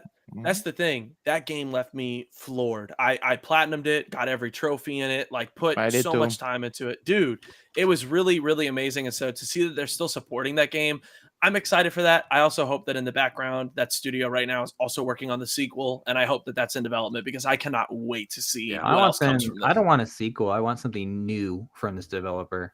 like not Prince of Persia related. I want them to try their reigns or something. So the them DLC, the DLC that's coming out is called Divine Trials, which will bring back like revived bosses, puzzle challenges, platform challenges, new amulets, and new outfits, which is super dope. There is also another reveal at the end, which that's what I'm mostly excited for, which is the new story DLC coming in September. Yes. That should be incredible. I don't know how long that's gonna be, but I think. Because I already deleted the game. I'm gonna be honest. I don't keep games. Once I've beaten a game, I don't keep it on my system. I get rid of it. Same. Now it feels like I need to re-download it now because I know there's like fresh content. What I love is that there's the developers of the Lost Crown feels like they're like true fans of this character, and they're just like, because I didn't expect this to continue. I thought it was just like a one and done situation. So I'm glad that they're still like pushing out content for free. I have free. I have a question for you, Cash. I see Skull and Bones here, season 2. Have you changed maybe your position about Skull and Bones? It feels like the game is maybe got a cult following here. So Nope. Were we too tough on the game? Nope. No. That's 9 on the nope count. 10. No. Just say it. When games are getting games are still getting seasons. Maybe the game is. I'm good. That's because they invested so much goddamn money in that game that they're hoping and to get time. any of it back. And you don't want to be bothered, Germ. You don't want to be bothered. Patrick, right? Patrick, remember, it's the first quadruple A game. It's the first quadruple A game. Yeah. I decline to answer. How about it's the that? first quadruple A game that looked like it was made 15 years ago. Yeah.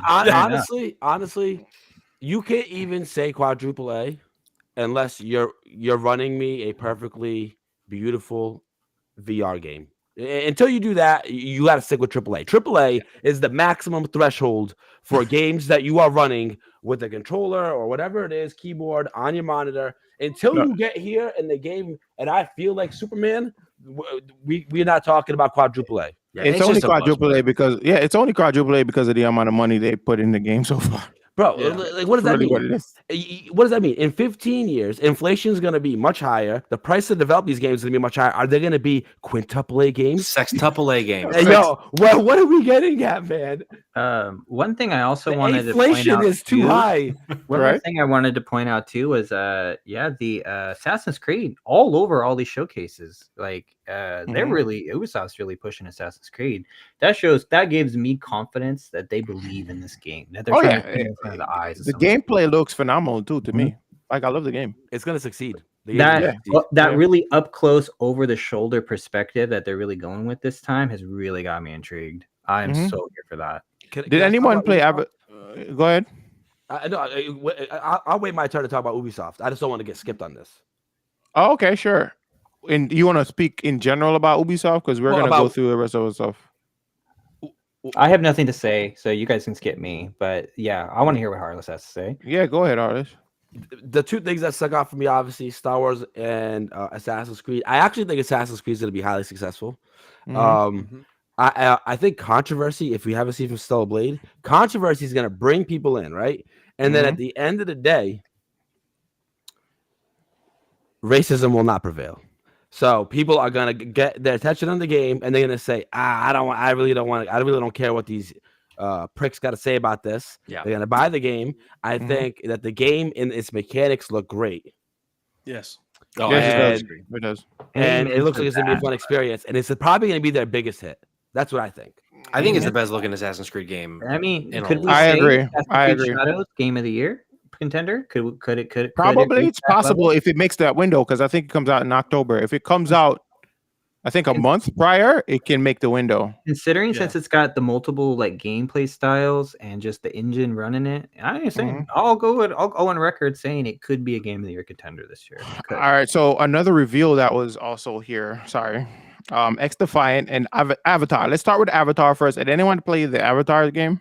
No. I got really not a lot of love for the Avatar. You played it, Patrick? No. I said next. Next. All right, cool. Let's move on. X Defiant. There's X Defiant DLC. There's been a reveal for the actual season 1 of the game. Heartless, you can't really play it right now. I'm sorry. My apologies. But what are your thoughts? Go ahead. What? Oh, and I just had this thought in my head, like, I'm over here. I'm excited to talk about Ubisoft, but I can't even launch. I can't even launch the launcher to play any of these games. You're not the only person though. A lot of people are having issue. You know what solved that, Heartless? Nice. Buy a console. Wow. He's actually right on this. I've considered getting an Xbox for the games from EA and Ubisoft that I don't want to use their malware launchers. I think there's no way that they continue forcing you to do the Ubisoft launcher. They're missing they're out gonna have too to. much. Like you got to take the game to where the people are. And Steam.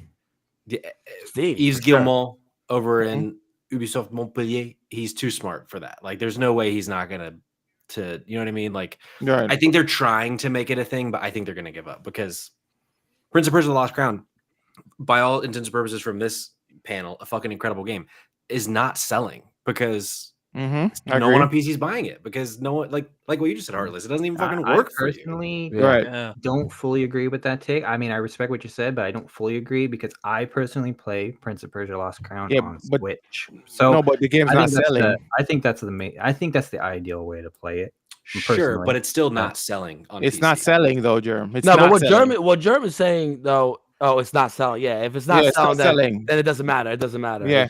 If it's not selling on Switch, then it doesn't matter. And I want to clarify this. I said this on a couple episodes back, but I like what Patrick brought up because it's not like PC players cannot access this game right now. Look at Helldivers 2. It's a great example, right? Without its PC sales, it's not within the top 20 of all-time PlayStation selling games. With PC sales, it's number 7. PC matters. If your launcher sucks and people aren't buying it on PC, you're not going to hit the numbers you need to hit. You're just not. Big facts. Big facts. Yeah. I don't know. Right. So right now, according to Insider Gaming, to date, Prince of Persia: Lost Crown has only sold 300,000 copies. That is a crime. You are lying. I'm not lying. The game is phenomenal. I know. Bro. So it critically acclaimed. Like what? You get everybody loved that game. A lot of more people are going to buy that game. Everybody, even people who don't like side scrollers, Heartless, you would enjoy the game. Yeah, Heartless, you'll see in about what you guys keep hyping these things up. 3 more episodes. 3 more episodes. I'm gonna have to play a damn platformer. Yes, you are. Yes, you are. You're playing more than just a platformer. You're playing the Lost Crown. Exactly. It better. I swear, it better slap. Heartless, I promise you. I promise you. If I play this game and it don't slap, I'm looking at y'all different. Okay, can we put some ground rules on that for a moment, Cash? Like Heartless, you have to put at least 10 hours into the game. 10. I got you. Can I play 10 hours to have fun? We know how you are. You grind out games. Like I want to see you grind out at least 10 hours of this one. I'll put 10 hours in one stream, but maybe like over the course of 2 streams, 3 streams. 10 hours because you got to give the game a fair chance, you know. I just have to say this, Patrick. You like ruined my week, dude. I had no idea its numbers were that low. You just devastated me. It's a fucking crime, man. Dude, yeah. Oh my god.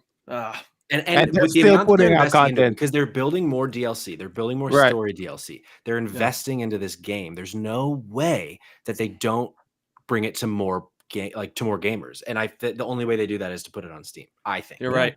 You're right. I fully agree with what you're saying. Like in games like these, they get swept under the radar so fast. It's you got to give it a second life. Yeah, which is crazy. People are singing his praises. People are singing his praises, though. That's the thing. But it's still not being sold. Well, just like with Hi-Fi Rush, just to sing the praises of the game does not mean anything. Doesn't. And I'm going to say this: at this point in this year, Prince of Persia: The Lost Crown is the best game that's come out. Like, I'm not saying it will remain there.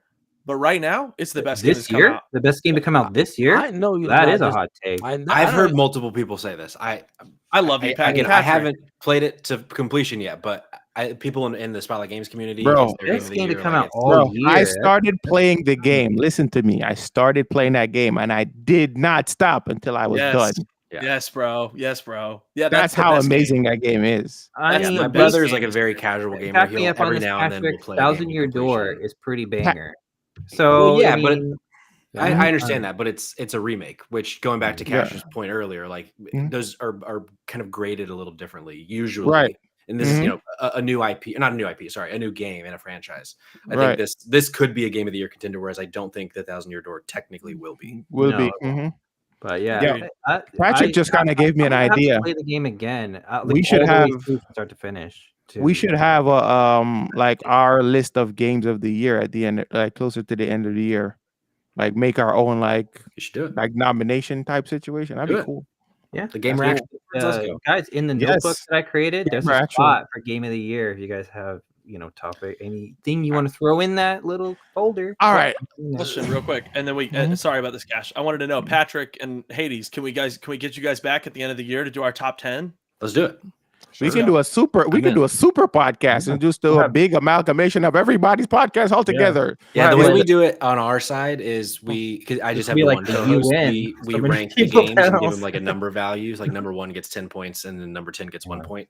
Throw it all in a pot, and it's just like science at that point. Like what game got the most points from the whole panel? Just an idea on how we. Oh, okay. I like that. Brilliant. All right, so let's switch the topics up a little bit. We're sitting at Ubisoft for a minute, and let's go to the show that everybody's been waiting for. Let's give Maury a minute. Is it okay, Cash? We're back into Xbox. Can we talk about Beyond Good and Evil not being at the showcase, since we're on the topic of Ubisoft? Oh yeah, for sure. But so Maury's gonna stifle though. Keep going though. For those who don't know about the Beyond Good and Evil, you guys got to get on board with this. It's an old classic Ubisoft title. Do you know about this game, Patrick? Oh yeah, loved the original. Played it so much on the GameCube. There has been some the 20th anniversary edition trophies have appeared online, and there's a trophy in there that hints at a remaster or remake of the game dropping this year. So that's really exciting news, but people are really surprised it didn't make its way to the showcase because it's hinting at it to be re-released this year. So yeah, more news to come. I just wanted to say that before we switch. We're on Ubisoft. But Beyond Good and Evil, guys, it's almost here. I can't. Allegedly, I'm excited. Allegedly. Last time we saw it was like what, 2-3 years ago? Yeah. And it was the first time we had seen it in like 7 years. Yeah. So now it's almost 10 years. Game's dead. Anyway, the original is so great, and I would love to see. I would love to have a whole new generation experience how great the original game was. If people get their hands on the original, they'll be like, "This game is 15 years old? No way!" They'll trip. But yeah, let's get over to Xbox side of things, right? So Xbox, boy, I don't know. Like even people who aren't fans of Xbox was like, "Damn, that was actually a pretty good showcase." So, what are some of your takeaways from the Xbox showcase, Patrick? I'll start with you. What's something you're looking forward to the most? Like probably list like 3. Top 3 for me. I can't fucking wait for South of Midnight. Oh my god.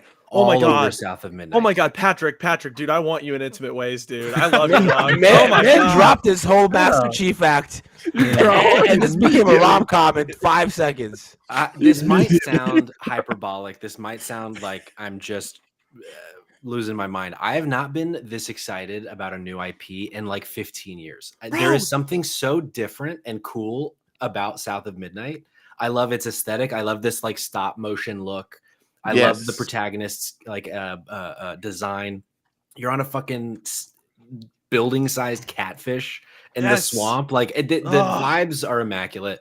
And then they finally showed us gameplay, and it looked awesome. It was like it kind of reminded me of Infamous. Like, can we get this game on the screen? Yeah, let's get some fucking B-roll. That game reminded me a lot of Horizon, like gameplay wise. Sure. Very similar. Yeah, I can see that. Really big fan of that.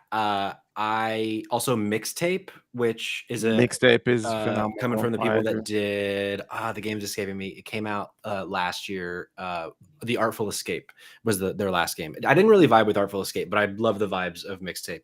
And then I was surprised at how good Fable looks. Yes, dude. All we've seen so far was cinematics, and we mostly only still saw cinematics. We got a little bit of gameplay, yeah. But I'm very, very excited for that. And you only said 3. I'm going to throw in a 4th. I thought Metal Gear Solid Delta was going to be dead on arrival, but that was the first time that the trailer convinced me that this might actually deliver as a remake. But yeah, I mean, come on, look at this. Look at South of Midnight. The most hyped dude, was looks South like the of Midnight looks phenomenal, Is this running at 20 frames? So it's a graphical choice. It's like a stop motion. Yeah, like Spider-Verse. When the gameplay happens, it doesn't look like this. It's smoother in the gameplay. I just have to say this real quick because Patrick, you literally, dude, you've made my week multiple times now. Patrick, on one of the most recent episodes, I said South of Midnight has been my most anticipated game, period. Like there's nothing else that's topping it. And seeing this reveal, it looks so good, dude. It looks so good. Oh my and I'm so glad we actually saw gameplay. Yes, because animation style. And this is all game engine for the most part too. What's got me it's really in game. All of this is in game. I got to be honest, dude. Going into the showcase, one of my predictions was that it was going to skip this year. I didn't think we were going to see it at the showcase. I didn't think we were going to see it either. Wow. And I'm so glad we did because look at the movement. The movement is pretty similar to the cinematics too. If you really look at it, really a fan of this art style. Yeah, you know, it's just it's a great artistic vision and very identifiable, very unique. You know, I'm so and there's this cool thing that later in the gameplay it shows a little bit of the combat, and once she like defeats whatever she fights, like the world around her like it comes back to life, which I think is fucking sick. It looks like Kenna. It reminded me of that, not the newer one, the one where you clear out this goo and the world comes back to life. It was kind of like that. No, it reminds me more of Kenna Bridges Spirits. I don't know if you guys are familiar with that game, but it's very similar to that. What was it? What's that called? What game? Kenna Bridges Spirits. I didn't think he was playing that last year. Yeah, I started. That's one of my early games that I started on stream. That game's difficult, right? Yes, it is. Yes, but it's a very fun game. It's actually created by it was a movie studio turned into a game developer that made that game. That game was phenomenal, bro. Isn't it Ember Labs? I think that's what their name is. I think so. So this is beautiful. I think that you're definitely going to be able to go into the settings of this game and decide if you want that stop motion effect to be on, or if you want. Yeah, I think so. And I bet you could probably have it on in the gameplay as well if you wanted to. Yeah, no, I will agree, or I will admit. I would like to have kind of a couple minutes conversation about that. Is why a graphical quality more important than gameplay? It's distracting. That's it. It's just distracting. I think gameplay at the end of the day is more important than graphics when in games. Like, I will stand on that. I will stand on gameplay should be what you decide to play on. I agree with you, but like let's look at that Star Wars game. The fact that it was so beautiful and they chose such like the way they did the loading screens left you feeling like you were immersed in the game. I think that plays a huge role, and that is good. That is going to attract me to that game. Graphics wise, I'm only going to get to enjoy like cutscenes or graphics one time, maybe really at the first time you watch it. But gameplay, I'll come back to that forever. Bro, so I think look at this gameplay should be And if I may just phenomenal. And I just want to hop on this real quick, just regarding South of Midnight. Just again, I want to say this: Compulsion Games, they did Contrast, which was a launch game on the PS4. They did We Happy Few. These guys get atmosphere, they get tone, they really do a great job building out their worlds. I am so excited to see what they do with this universe, with this story. Like this game has been my most anticipated game since that initial release, with Death Don't Have No Mercy being the song of the trailer. I think it was like a year back. Dude, it was. Oh man, and this is my most anticipated game. This will be my game of the year. I just have a feeling. I was just shouting out Beyond Good and Evil a minute ago. Like this game could be that impactful. Like this game could generate fans like that because it looks so unique and beautiful. I hope it's not an Xbox exclusive because I want to play it. It is. It is. I don't know that they've officially said like this won't come anywhere, especially Xbox is starting to bring a lot of their stuff other places, but I would expect this to be an exclusive. Yeah, at least timed. It might be a year. What if that kills this? It won't. I don't think so. I mean, it could, right? Like, by killing, I mean not selling enough to cover the cost. Because we have to recognize games are expensive, and you may not sell enough to cover. And if you don't sell enough, then you don't get to see another game. So, yeah, but I'll say this, and I understand the conversation being had. But what I will say is that I think Xbox right now strategy, they're calling it Project Latitude, deciding what games come to other platforms versus which don't. You can see like what they're doing with it, right? Doom: The Dark Ages, it was announced that game is coming to PlayStation. I think they're taking some of their bigger titles, right? Like I'd assume Doom: The Dark Ages, I'd assume that eventually Elder Scrolls 6, and they're putting those on other platforms so that they can have their games like South of Midnight be exclusive on Xbox. I'm not saying that it will be exclusive on Xbox. What I am saying is that if it is, it's not going to be a problem because they're exclusives. Death to all exclusives. I kind of understand what Maury is saying, and I actually like that. thought process. I kind of agree with that. Yes. Yeah. They're taking specific games that they know are going to sell a lot and putting those on other platforms so that they can have this on Xbox exclusively. I'd assume. I know, I agree. It And feels Jeremiah, like I they're agree with you trying that I think to open the audience up to a game that's kind of the development cycle is pretty much done with. The money's off the books already, so they're trying to squeeze a little extra money out of games that are already at full development. You know what I mean? sure. Yeah. All right, Patrick. Yeah, no, I think, Jerem, what you said about like death to all exclusives, I think we probably all agree to a like, ideally every game would come everywhere, but that's not the nature of this business. Like, the way that PlayStation sells consoles, the way that Xbox sells consoles, the way that Nintendo sells consoles ties to is with exclusives. That's what their I'm exclusive saying. IP. It could be though. If we, No, I know, I hear you. I if just think consumers fought against it enough, it could be. That's all I'm saying. You know? I hear you, but I think, like, looking at Maury's background, Starfield's coming to PlayStation. I guarantee it. And it's gonna sell fucking gangbusters on PlayStation. Yep. And those are the kinds of things that are that help fund things like South of Midnight, that help give Xbox the ability to put all their games day one on Game Pass when there's absolutely no way they're making a profit on it. But they're now they got Call of Duty, like these things that bring in so much money. It's all, it all balances out on their budget sheet, I'm sure. Right.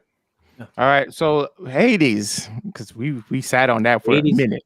Yeah, what are your thoughts? What are your takeaways? I want to hear what Hades has to say. What are your takeaways? What is your what games are you most excited for from the Xbox showcase?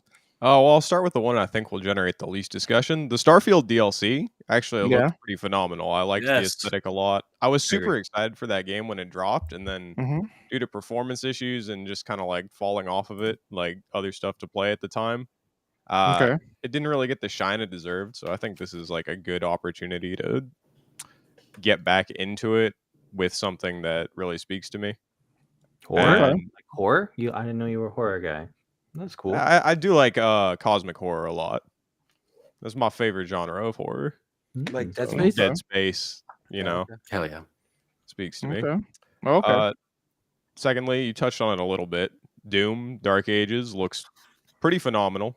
I have not played Eternal yet, but the 2016 reboot is one of my favorite like shooters in recent memory. It's just unapologetically like boomer shooter, like super fast movement, no ADS, no like Call of Duty-esque elements. It's just unapologetically what it is, and I think they do a phenomenal job. They haven't missed yet with the reboots, so I enjoyed Doom 3 a lot back in the day. We really talk about scary space horror. Like that game was great from a horror perspective. I enjoyed it. So Doom and I just almost said Dead Space. Doom and Starfield. It's not Fallout. Can I just say something about Doom real quick? I think Dark Ages, you can tell Bethesda is taking people that have Skyrim experience and they're putting them on a Dark Souls game. I mean, a Doom game. Because like the way he throws the shield and like the sword and just the way the combat looks and the dragons and the way there's clearly influence from like Skyrim, Elder Scroll level developers in there. I think. But it looks awesome. Okay. I do also got to mention Gears of War E-Day. Oh my God. I was a big waiting. fan of the first 3 Gears games.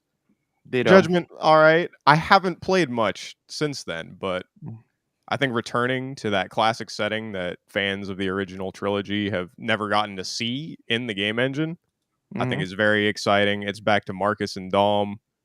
And the Mad World music, iconic characters. Oh my God, Patrick. Yeah. Oh my God. Bring it back to Mad World theme. I respectfully don't give a shit about Gears of War, but you get me to care about Gears of War. I think Maury and Patrick are going on a date after this podcast. Dude. I can't even enjoy like great conversation from a sane man. You can't beat it. I got Cash telling me Astrobots for kids. Patrick, I think it's the beard. I think it's the beard. It's Is Astrobot not marketed towards kids? I mean, I think it's for everybody. It's for everybody. I think it's marketed to like a younger audience as well. But I think we're all kids at heart. I think Yeah, Astrobot is dedicated to the people that have stuck with PlayStation for 30 years or have stuck with PlayStation, because it's gonna have so many references to old PlayStation games and just the genre as a whole. It's gonna be a greatest hits album of all of PlayStation. Also, I'm really excited about that. I don't know who mentioned this, but apparently Cliffy B actually did reach out to Xbox and said he wanted to be attached. Maury, were you the one who brought that up?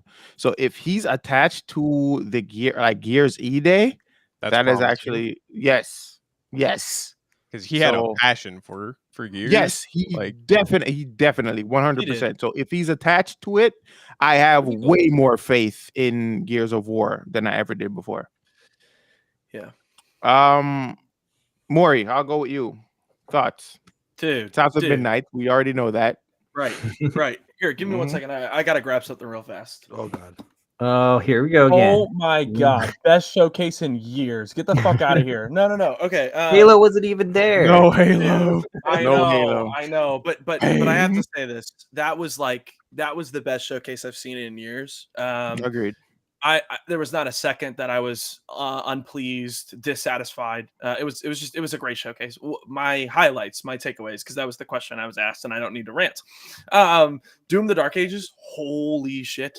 That game looks awesome. That game looks so good that I've been playing Doom Eternal on my stream every day of the week. Like, that should give you all the information you need. That was a game that I visited in 2019, put an hour or two in, and I was like, I don't get it. I watched the Dark Ages trailer, and I was like, well, you're going to have to get it, motherfucker. Go back and play that shit. You know, like, you're going to learn how to appreciate it. And I've loved every second with it. So Doom: The Dark Ages stuck out to me a lot. Obviously, Patrick focused on South of Midnight, and I'm right there with him. That game is my most anticipated game right now, period. Nothing else is passing it. It just looks so good. It's so creative. I love the vision that team has. I love that they're going into the bayou. I love that stop motion claymation feel. And this gameplay trailer only did that much more for me. It solidified that the gameplay is going to hold up with what they're doing with the art style and the artistic choices. So that's great. And then 3 is really easy, and it's something Hades alluded to. It's Gears of War E-Day. Love Gears of War. Was raised on Gears of War. That was one of the first franchises I ever became invested in as a kid who owned an Xbox 360. It was Halo and Gears of War. So Gears of War E-Day looks great. I love. How they're old going were you back when the first Halo came out? I would have been 2 years old. Whoa. 2 years old. Less than that. Wow. Less than that. Like a year and a half. Liz? 13. Damn. It's crazy to think. What year was that? Wait. First Yeah, Halo. What year? 2007 or 2006? That's like It's not that old. It came out in 2001. Yeah. Wait. The very first Gears? Very first Xbox. Oh, That's like first years Gears. ago. First Gears. Oh, First six. Gears. Oh, 06. 6. Yeah. Oh, so Okay. I'm not as old as that. I'm not losing it. The math is mathing now. The math is mathing. That's so funny. No. Yeah. Gears of War E-Day. Bringing it back to Marcus and Dom. I played Gears 4, tried 5, couldn't get through it. It's like I just didn't feel the investment that I needed to in those characters. And like I love that we're going back to where it all began, man. Like let's go. Like I hope that we see more of it soon. Yeah, I said it in the previous episode. Like, I'm glad that Marcus Phoenix is now front and center. I like JD. Don't get me wrong. I actually did like JD, but I could not latch on to any other character within the new series. Though 4 and 5, I just couldn't get into. I played them because I'm a Gears fan, and I still wanted to see how the story unfolded, right? But at the end of the day, I still enjoyed 1, 2, and 3 more than I did any other. The So game other industry keeps franchise. trying to is do back. this. They keep trying to introduce new protagonists all the time and just in beloved franchises. Outside of Final Fantasy, when has that ever worked? No, but God with of War, Final Fantasy. Like, Degrassi. Wow. But no, bro. in gaming, like when has No, that the ever thing worked is, outside no, of but Final Fantasy? with Final Fantasy is kind of like an anthology series in a sense. They're all like standalone, right? It's already built on that framework. But with Gears of War, that's not what they were trying to do. They were trying to send off Marcus Phoenix, but they weren't brave. They weren't brave enough to really send him off. He was in the background somewhere, so they can call on him whenever they need it. Hey, Marcus, we need fan service. Come over here. I mean, That's what they did. That's what they did. It never works, so they need to stop doing that. You know. Well, through creative writing, you can bring anyone back. You can okay, for instance, and I hate to deviate away. If you've ever watched the show Money Heist, spoiler alert, Berlin dies. Season 2 of Money Heist, Berlin was everyone's fan favorite character from season 1, right? But he dies. They wrote the story, and he ends up dying at the end of season 1. So what do? They pack season 2 with a bunch of new content that just so happened to be flashbacks. You know what I'm saying? Right. Yeah. That character never died, and you can do the same thing in video games. Though. That games are different, you know. But no, because you I don't know. No, they can't. I mean, this whole game is hold on. It's even more effective, right? It's even more effective in games because you can actually make you play the old character in the flashback.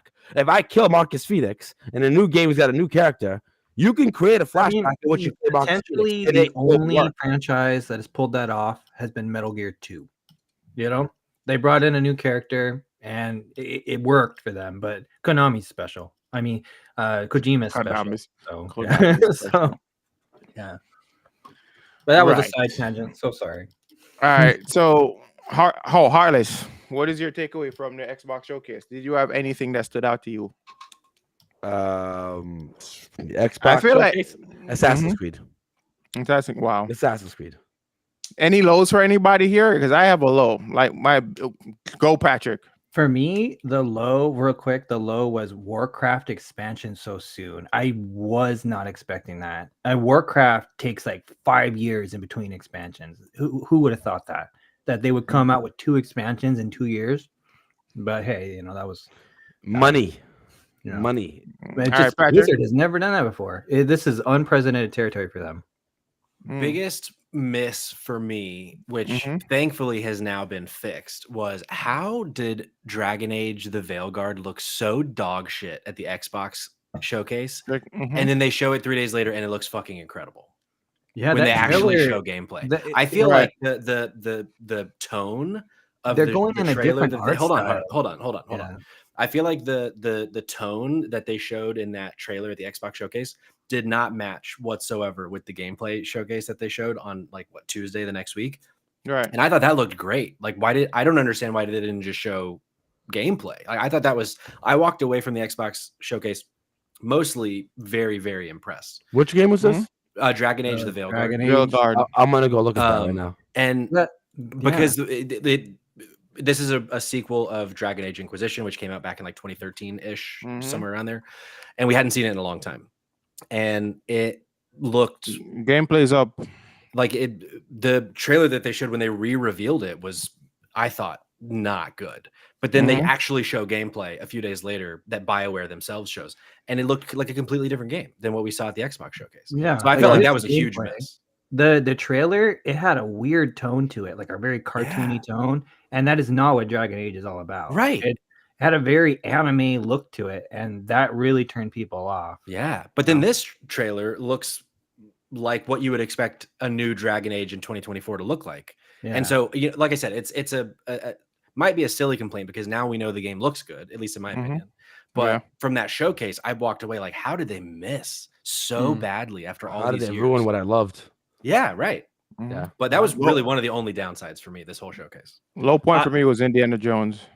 Okay, can I expound upon that, Cash? Yes, please. So we talked about this when we did our live reaction. I am going to double back because this is a low point for me. I'd be curious to see what the rest of the room thinks. I'm so blown that they did not put release dates on Avowed or Indiana Jones. Great point. Huge miss. Oh my God. Like, if these games are actually releasing this year, now we've gotten some new leaks about Avowed. I actually read about it a little bit earlier this week. I can't remember what my source is, so I apologize to the individual that wrote that article. But it looks like it is coming in November for Avowed. Again, my question is, why am I finding this out a week after your showcase? At your showcase, you need to generate hype. You need to instill confidence in the fan base that you can deliver on these promises that you've made, that these games are coming in 2024, that you don't have too many studios under your belt to be able to get projects out on time. So honestly, I'm nervous more about Indiana Jones than Avowed. I think we will see Avowed at the end of the year. I have a feeling Indiana Jones is getting pushed into 2025. And if they can't release the games that they said they'd release in 2024, why should I believe that they can release the games that they're saying they're going to be able to release in 2025? For sure. And that's the only part of the showcase that for me like really made it rough. I'll tell you this, Patrick. I think everybody else in here was there for the showcase. No, Heartless wasn't. I don't think Heartless was here for the showcase. But, I know into that. No, yeah, no, it's okay. No. I was gonna say something I said going into the showcase was I said this showcase is gonna be a 10, and I left at an 8.5 because those 2 release dates not being there really worried me, and that was my low point. There were there was a shocking lack of release dates for the games that, like you said, that I think should have gotten release dates. Release dates. I said it on the way we did the show is I am really concerned that I think Xbox just might be showboating here a little bit. And let me explain. Is I think what is it? Xbox Microsoft has only owned Blizzard Activision for what, a handful of months. Realistically, that court case only ended just a few months ago. So now they're releasing all these titles that they supposedly been working on. I'm really, really genuinely worried that these are rushed titles. You know what I mean? Wouldn't be surprised. So I'm really, really concerned that Xbox/Microsoft is rushing these titles out the door, and they're not going to be fully baked experiences. I'm really worried. Maybe I'm overthinking it, but from what I've seen just in the recent years of game development, I think it's a genuine concern. So, as the #1 Xbox defender from #1 Xbox hater Germ, unfortunately, I do have to agree with that to some degree. A lot of the games looked phenomenal, but their track record over the last decade is horrific as far as managing release dates and releasing finished products. So it is a genuine concern, I would say. Maybe I'm wrong on this. I don't know if anyone else agrees with me, but it felt like it's a lot of content in a very short amount of time. And we know that games take years to develop. So it right there, that's a red flag for me right away. Yeah, I'm optimistic, but I'm also really, scared, I think part of it was that we know this is the first year in several years that PlayStation doesn't have a lot cooking that's coming out this year. Yeah. And I think in Xbox's mind, which I think is a sound call, I think this showcase was them saying, if you don't have something to play on PlayStation, you're going to have something to play on Xbox. However, I don't know that they're actually going to deliver on that. Like I bet we get an Indiana Jones release date like December 6th, and then it gets pushed to next year. Like I just don't think that game's coming this year. I do hope that Avowed comes, but we know gamers as like a consumer base are some of the most fickle people out there. They nitpick the most stupidest things sometimes, and sometimes games die on the dumbest things, So it's like I'm really concerned. If you reduce the breast size of my favorite character, then that game can die. Just kidding. But that's the kind of stuff that people complain How many about. times, whenever Lara Croft has come up in any conversation, what's the first thing that people say? If they're not polygon shaped, I don't want nothing to do with it. It's like, it's ridiculous, right? See? Yeah, for me, the whole the issue that I have with Indiana Jones is the lack of gameplay. I feel like I don't know. We saw so many gameplays from so many other games here that helped us to build some kind of anticipation. With the Indiana Jones, there wasn't enough here. It was more of a cinematic than gameplay. And when it got to the gameplay, you barely saw any gameplay. I feel like they did that because the last time we saw Indiana Jones, when they really revealed it, they showed us a lot of gameplay then on that Xbox developer direct thing from a few months back. Yeah. But I think it was a bad call still to not show more gameplay here. I bet that was probably their thinking of, let's show Troy Baker as Indiana Jones in this game. Like let's get people in with the narrative side of it. And I just don't think that did a good job showing that. I don't think it looks good either. That's fair. Yeah. Rough for a modern game graphically. Yeah, I was watching. It looks like they went for. It looks severely lacking. You're right. It's not about the graphics. What I said before, judge games on the gameplay. No. It's not about the graphics. If you're gonna sell me Indiana Jones, and that is a movie title, and on a brand new console, that shit better look cinematic. I'm sorry. In terms of Indiana Jones, I also, from what we saw too, it looks like it's going to be a lot like Uncharted, lots of cutscenes. Yeah, just first person focus. A lot of gameplay. So I hope that's not the case. All right, so I think it's my turn to go. Or Jerem, did you want to go? I'll let Jerem go first, and I'll go. I don't have much more to say that hasn't already been said, but I think you guys are overlooking the highlight of the Xbox showcase. Perfect Dark is back, guys. That's what I was about to say. You Yeah, took what I'm I gonna was about say to say. Perfect Dark is back. Like that was the highlight of the show for me. I was not. I didn't even know Microsoft even had that franchise anymore. So Oh, that they have their own Rare. Once they yeah. own Rare, they own Perfect Dark. Yeah, I totally had Banjo and forgotten Kazooie. that franchise was around. Even people still wanted this. I'd totally forgotten about it. It was out of sight, out of mind, and it's great to see that it come back. Perfect Dark Zero had rave reviews. A lot of people love rave reviews. Granted, fans had a lot to say when it came to that game. I think it's sitting at like a 6.5 on Metacritic. Look, please tell me 6.5, 6.3. One of the two. Below. The link's one down of the below. two. You can the link. I put the link down below for Metacritic. Yeah.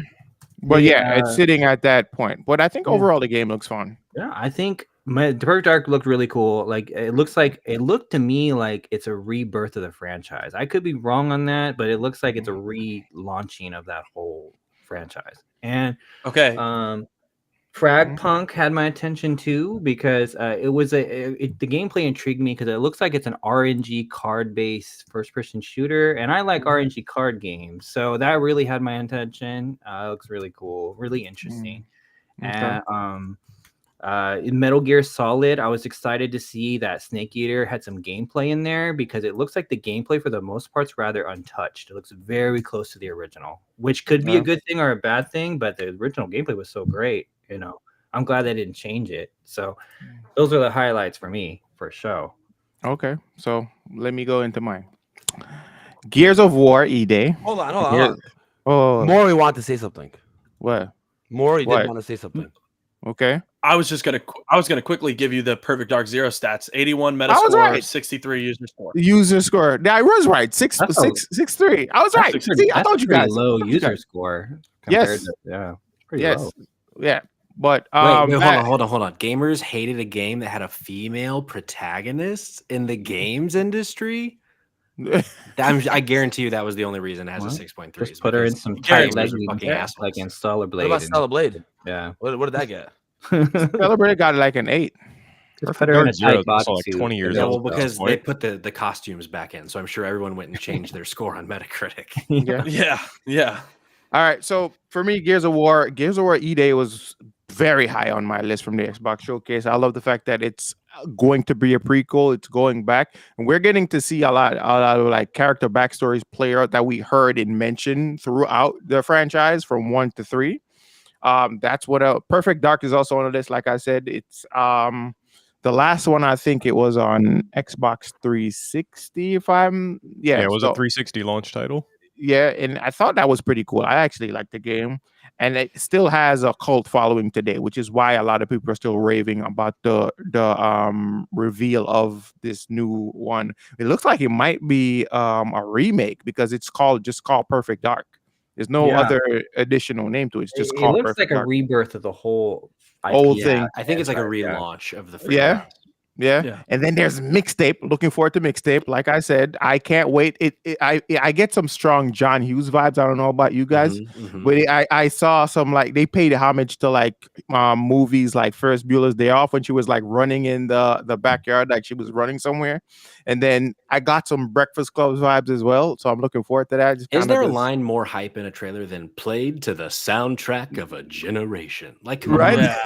Yeah. By the way, dude, you should do voice acting. That was Maury, real quick. I want to know: do you still stand on the fact that single player experiences don't sell?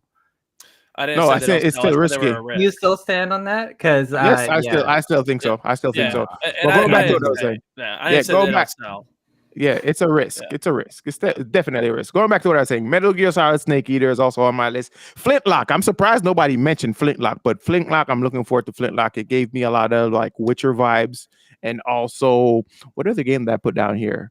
I also played the demo. I played the demo with Maury on when the demo's actually pretty good for the Steam Next Fest. I think you guys still have a chance to play it right now. It ends tomorrow on the 17th. So you guys should actually check it out. I got Banisher's vibe from that game as well. So I'm looking forward to playing it. Wu Chang was rough. Not looking forward to that one. And Starfield Shattered Space looks intriguing, but I'm possibly not going to play it. Because like I felt like I wanted Starfield to scratch a Mass Effect itch, and it didn't. So we just stopped playing it. I do like that they're going to finally give us more about the snake people, though. The snake religion people. I'm all about Yes. that. Same. Right. Same. Right. Give me a cult. Right. The cult of the serpent. Come on. Yep. Also, All right, one so- thing that no one's talked wanna- about, wanna know where Expedition my- 33, did that pop for anybody? A new IP? I liked it, but then I realized it was like a turn-based game, and I was like, I'm out. Oh, fair. A very fair. Final Fantasy VII. I love a vibes. turn-based. Yeah, Yeah. very, very much like that. All right, so let's wrap up real quick because I don't want to keep Patrick any longer. I don't want to, he's. Hey, wait, I'm he's having a already great time. We can keep talking. okay. Well, we're not I gonna love this not gonna guy. stay too long. Yeah, Let's Patrick, go. he's a very great sport. You know what I mean? Every one of our guests have done that so far. Yeah. Yeah. Yes. Whoa. Shout out to the You know what? guest. Fuck you guys. I'm out. Yeah. Yo, I respect it. I respect it. I respect it. But I feel like it's because of the conversation. We're all having like great conversations right now. It's pretty cool. It just kind of flows as it goes, All right, Jerm. So we're gonna skip to so overall, how would you guys rate each one of the showcases, and then who do you think had the highest showcase? For me, it's Xbox. Second would possibly be Ubisoft. Third would be the Summer Games Fest. I agree. I'm gonna add Sony in here. I would say Sony straight middle of the road. Xbox definitely at the top, like 10 out of 10, 9.5 out of 10 kind of thing. Ubisoft, I'm gonna put it in front of Sony. So yeah, Xbox, Ubisoft, Sony, Summer Games. Yeah, way down there. Okay. Maury. Yeah, I was gonna say I'd love to hear like numbers from you guys with the showcases, not just like the order, because I think our order is gonna be pretty similar. So I guess for the Summer Games Fest, I'd throw it at like a 6. I think with the PlayStation Showcase, I'd throw it at like a 6.5, maybe a 7. I think I'd throw the Ubisoft Showcase at an 8, and I think I'd throw the Xbox Showcase at an 8.5, solely because those release dates not being there is very alarming to me. Patrick, how about you? I am a big, again, bringing it back, PlayStation guy. I thought that was a terrible state of play, personally. Other than Astrobot. Astrobot is the only reason I'm giving it a 4. All 4 points is for Damn, Astrobot. a 4. I did not think that was a good state of play. They didn't have a lot that spoke to me. The conversation today got me more interested in Concord, but if you were to ask me when it happened, I was not impressed with that state of play. They just don't have a lot to talk about right now, and that's okay. Yeah. But that's why they weren't a part of like the main Summer Game Fest. They wanted to get it out of the way beforehand. I would say the SGF showcase itself like a 6. I think Ubisoft an 8. Microsoft, I'd say a 9 out of 10. Yeah. Okay. Yeah. I think the Xbox showcase was definitely the best one, though. As a Halo fan, I don't think I can give it any higher than an 8 since they didn't really mention that at all. Yeah, I not get even that. a hint at anything. And Halo. like we were talking about earlier, I do worry a bit about their ability to deliver on this many titles, considering the mismanagement of the business over the last decade plus. But they definitely looked very promising. So like a 8, like I said. After that, just because Summer Games Fest actually had some things I cared about with the Street Fighter DLC announcements and the Fatal Fury announcement. I can give that a solid 7, I suppose. That's where my hype lies for that. I've said what I've said in the past. If Sagat would have been released, State of Summer Games Fest would have been a 10 out of 10.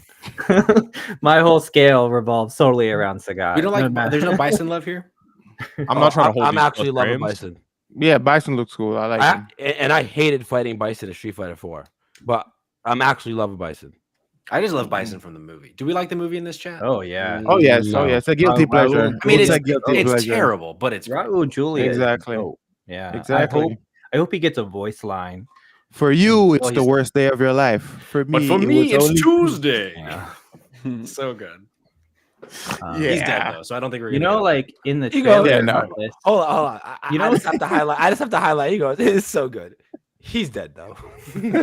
you know, He in died the like trailer, 20 years ago. Heartless, but they in the did pay trailer, homage they to have a him. He reference. died right after the movie. Like he was dying during the movie. Yeah. Heartless in the trailer, reveal trailer for Bison, they have the gameplay trailer. They have a they have a callback to Raul Julia when he's like on the Yeah, horse and the horse horse. rears up. That's the painting in the movie. Yeah, in the a frame of background. painting in the movie. Yeah. That's so dope. I didn't know that. I actually Yeah. suck at Street Fighter lore, and that's all I play. And I know nothing about what anyone talks Bro, about. Hey, or you any- can get what you want to Bro, get out of it. I was the one who told Heartless that Jury's parents were lawyers. He didn't know that. He's like, Did you really? think that they were Like, still yeah. alive? He didn't know. Heartless didn't know about Jury's lore. Yeah, no, I had no clue. Yeah, I was the one who And told she's him who I that. play. Yeah, and that's who he plays, bro. I didn't even know that Ryu was homeless. I didn't even know. No, he's not homeless. He's just a wayward warrior, bro. Oh, Chooses not wandering to have a warrior. home. Exactly. That's He's a crazy. nomad. Yeah, he It's doesn't- cold out here in the elements. I don't know how he does that. He stands under a waterfall. That's Ryu's great. busy. Wasn't that his map in Street Fighter 4? Ryu's busy fighting Yeah. the Hado. He ain't got time for hoes. Like he ain't got time for that. Wow, he's fighting the dough. No time for hoes. You got to Wow. take that to the bank. Right. All right, Jerm, you want to go through the rapid fire section? Yeah, sure. Well, we were just talking about Street Fighter, so let's get into that. So Street Fighter 2 Season 2 was revealed at Summer's Games Fest. $30. A pretty dope lineup overall for me. We have Bison coming out. His release date's actually June 26th. That's like next week. So sick. So that's so soon. So soon after Akuma too. Who would have expected that? I didn't expect that either. We're gonna have to do some research, Heartless, to see if he's gonna be Evo legal, because that's roughly about a month before Evo. So he may be legal. He better be. He better be. He's gonna about to tear up the meta. I have a question though. Since Bison's coming out so soon, does that mean that in 1 year we actually got 5 characters as opposed to 4? No, because the game came out June 2nd. So yeah. And then when did the first DLC come out? Rashid came out before Evo. It was like around the same time frame. Yeah. It actually doesn't matter. That was a stupid question of me to ask. That means in 1 year and 20 days we got 5 characters, as opposed to having the 4 that everyone says we only get a year. We actually got 5. But But the main takeaway though from the Season 2, Fatal Fury characters are coming to Street Fighter. Who would have thought? No one could have predicted guests in Street Fighter. No one. We have Terry Bogard and Mai Shiranui. They are coming in the Season 2 pass.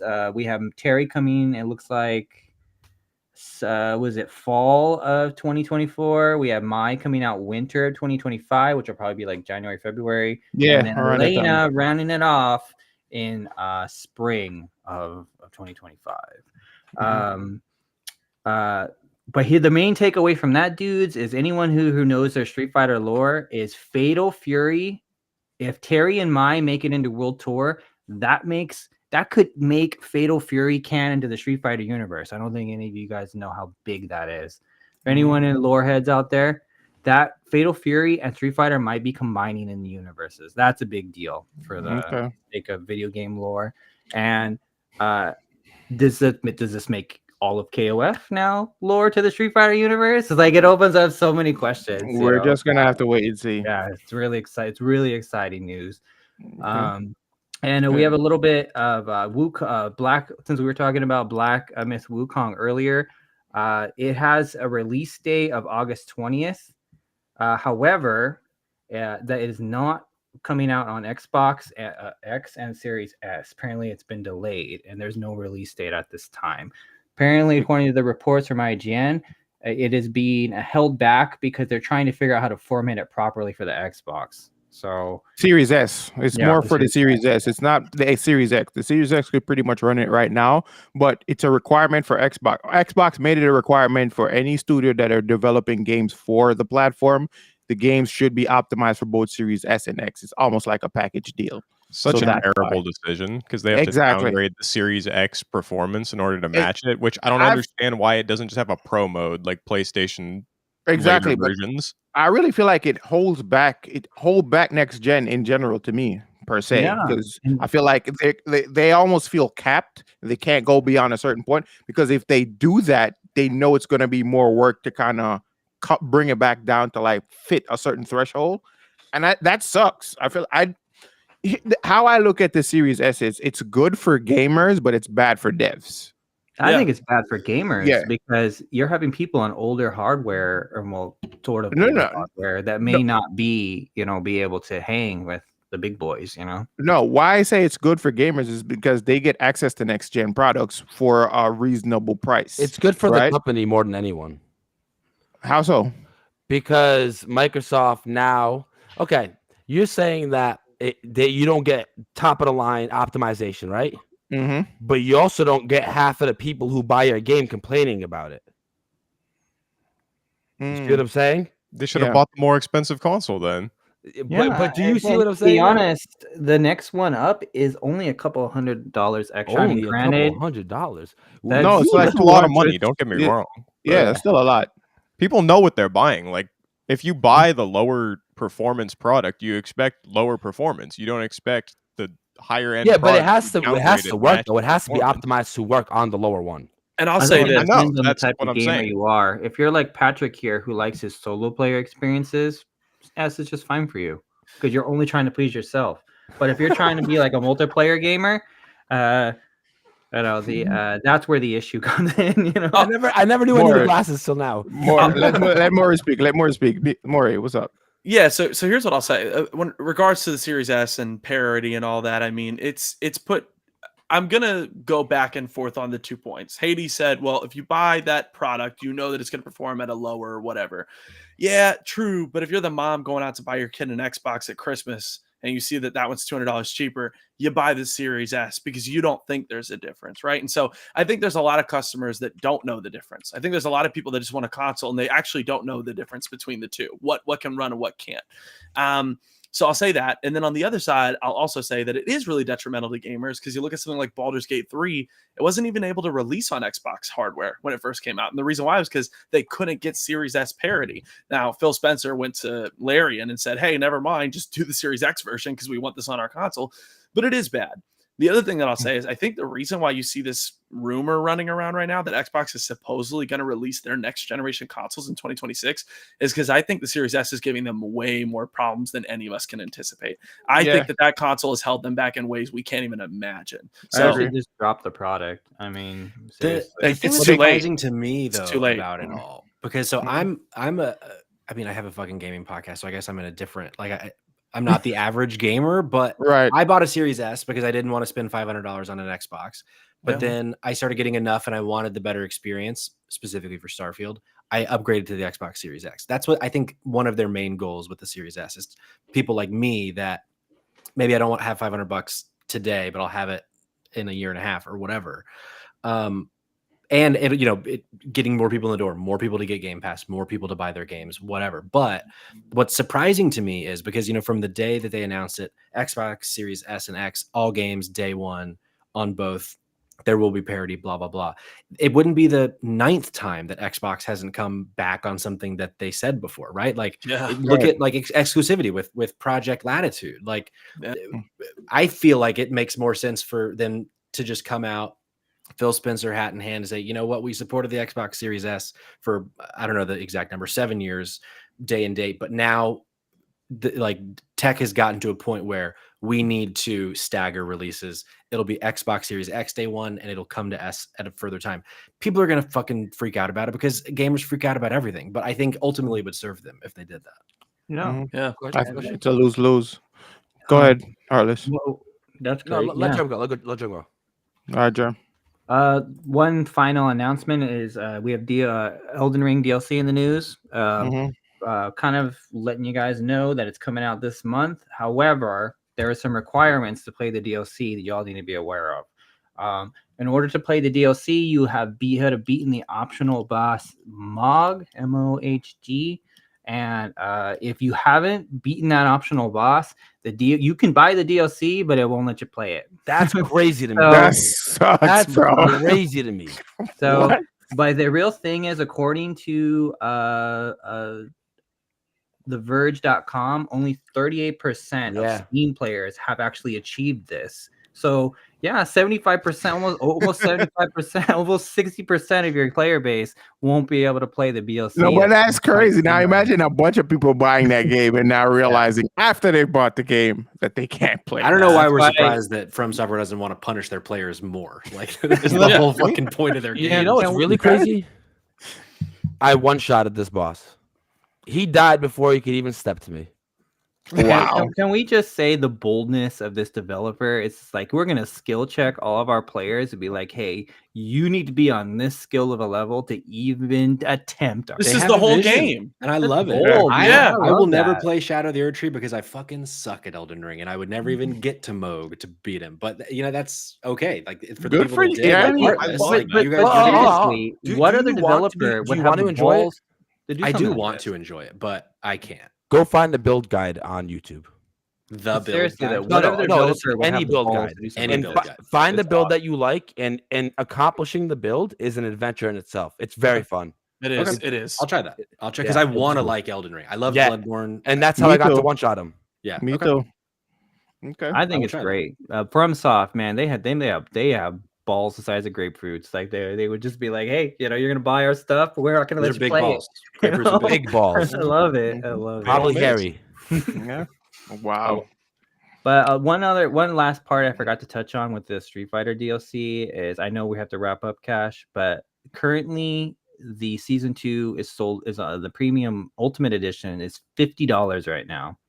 I think that's an outrageous price for. I think 30 is outrageous for even just the characters. I'm very disappointed in Capcom that they would think that 4 characters plus 2 stages, some outfits I may not like, and a few extra colors are worth $50. Question, Very quick. disappointed. Can you get those stages with drive tickets? Maybe, but the point is you don't know that, and I don't even know if I'm going to like those stages. I don't even know if I'm going to like these outfits. I don't even know if these colors are worth it. For $50, no way. That There's pricing no is value there. insane. Yeah. Considering what we were just talking about, the Elden Ring DLC is $59.99, and what are you getting? You're getting basically a potential game that you're contender. You're getting a whole game. Yeah. Damn. Campaign.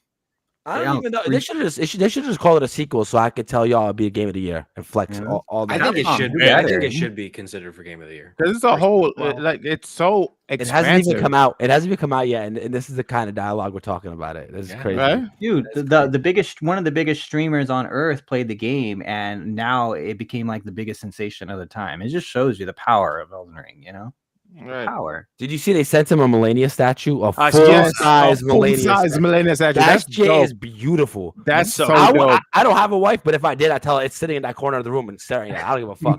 I don't give a fuck. It's sitting there. Dude, something like that's going in the living room. I ain't putting that. Well, listen. All right, so it's time for our rumor mail. Rumor mail. I don't know. I'm still working on We the just like jiggles. we all bring Yeah. this guy down the street, fucking crazy. pretty All light right. news overall in the rumor mill. We already talked about the Ubisoft leak or rumors allegedly that a remaster of Beyond Good and Evil is coming out. And then Harless, here's some news for you. King of Hearts 4 is supposedly allegedly launching Kingdom. in 2026. Put some respect my name. Kingdom Hearts. Kingdom Hearts 4. Continuing the trend of Square Enix's aggressive approach, and we know that's going to be multi-platform, so I'm excited about that. And multiverses is in the news. That the DLC characters have been data mined. So allegedly, we have Daffy Duck, a Ruby Rose from Red, White, and Blue, Yellow, and Samurai Jack coming to the game. I'm Samurai excited Jack, for Samurai yeah. Jack. Yeah, I was excited for Samurai Jack, but like overall, fuck multiverses. I'm sorry.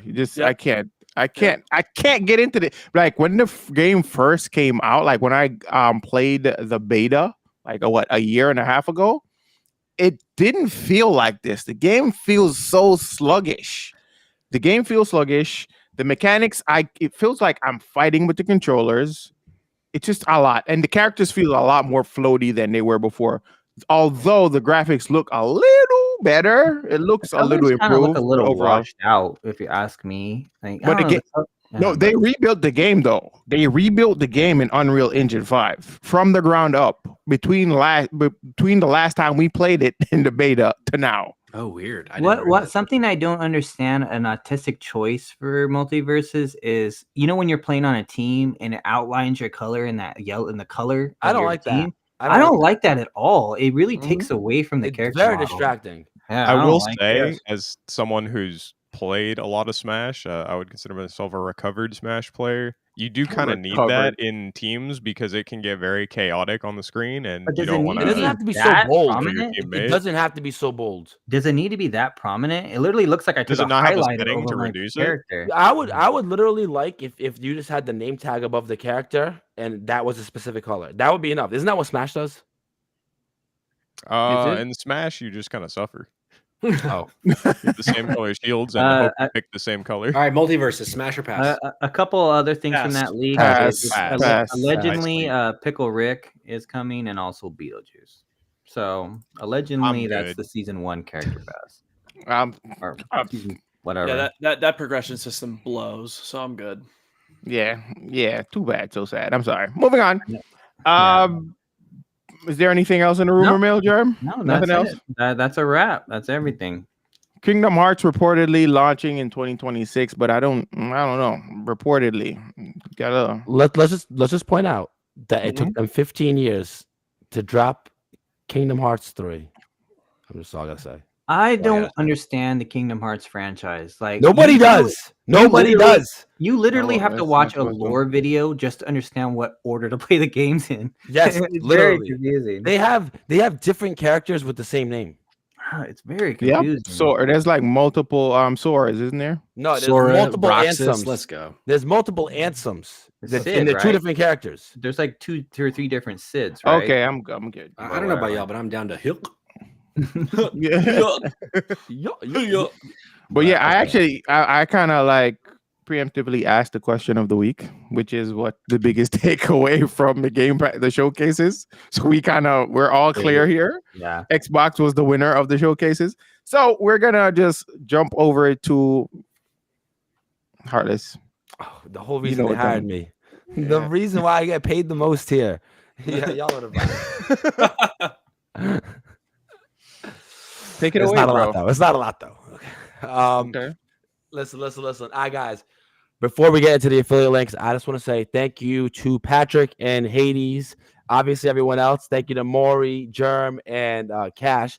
But having guests and collabs is really what brings life to the show, and having Yes. all different perspectives. So for people to give us their time and give our community their time, much appreciated. It's really dope and a lot of fun. Makes the conversation natural. I get to kick back and just bounce off other people and new thoughts. I love it. I love it. Well, we're gonna get into the affiliate links for tonight's episodes. You know how I get all my money, how I get rich, obviously. Just kidding. The first affiliate link we have is Origin PC. Are you guys trying to build the ultimate gaming PC? Then look no further than Origin PC. They're an award-winning PC building company. Whether you're a gamer or a professional gamer, you guys know that Origin PC has you covered. Check them out by clicking the link in the show notes of the description of the podcast. I messed that up, but it's all good. Also, this is an affiliate link, so any qualifying purchase will result in the Heartless getting more of a commission than the rest of the guys. Just kidding. The next affiliate link we have is GameFly. If you're looking for the ultimate gaming experience without breaking the bank, check out GameFly. You can rent discs hassle-free, dive into unlimited gaming, and snag great deals on used games and movies. Use GameFly to check out games that you're not so sure about, and once you decided, you can buy it outright at a discounted price or send it back with no problem. You want to pause your subscription? You can also do that at any time. GameFly makes it easy to check out games on your terms. Just click the affiliate links in the show notes to get started, and any qualifying purchase will result in us getting a commission at no extra cost to you guys. And the last one, I'm actually starting to remember these. Yeah. The last one is Fanatical. Fanatical is your one-stop shop. Fanatical is the one-stop shop for over 1 million passionate gamers like you. Whether you're craving the latest AAA title, quadruple A title, sextuple A title, hunting for indie gems, searching for incredible deals on your favorite games, Fanatical has you covered. With a massive selection, unbeatable prices, you're sure to get your gaming fix. Just click on the link in the show notes of this podcast. Yo, the first sentence in that needs to be fixed. Is Fanatical is the, not Fanatical is your. Where? I fixed that. Changed that. Yeah. There you go. You have the power, Heartless. I have the power. I appreciate it. You guys are amazing. Thank you, everybody. All right. So another Cash, I have to say, just a shout out to Cash here for a moment. Like he's helped bring us all together, and it's always a dope show. Like seriously, like this is Cash's vision. Listen, bro, I just love having conversation with Cash's fellow gamers, 11th bro. baby. This man, fake news. Fake news. He does not have 10 babies. So I swear to God, there's only two more episodes to go, and you have to do a platform. I'm listening. I'm listening. All right. So before we go, Patrick, let the people know where they can find you. Yeah, you can follow me on Twitter because I will not call it its new name, at Patrick Schwag. That's SCHWAG.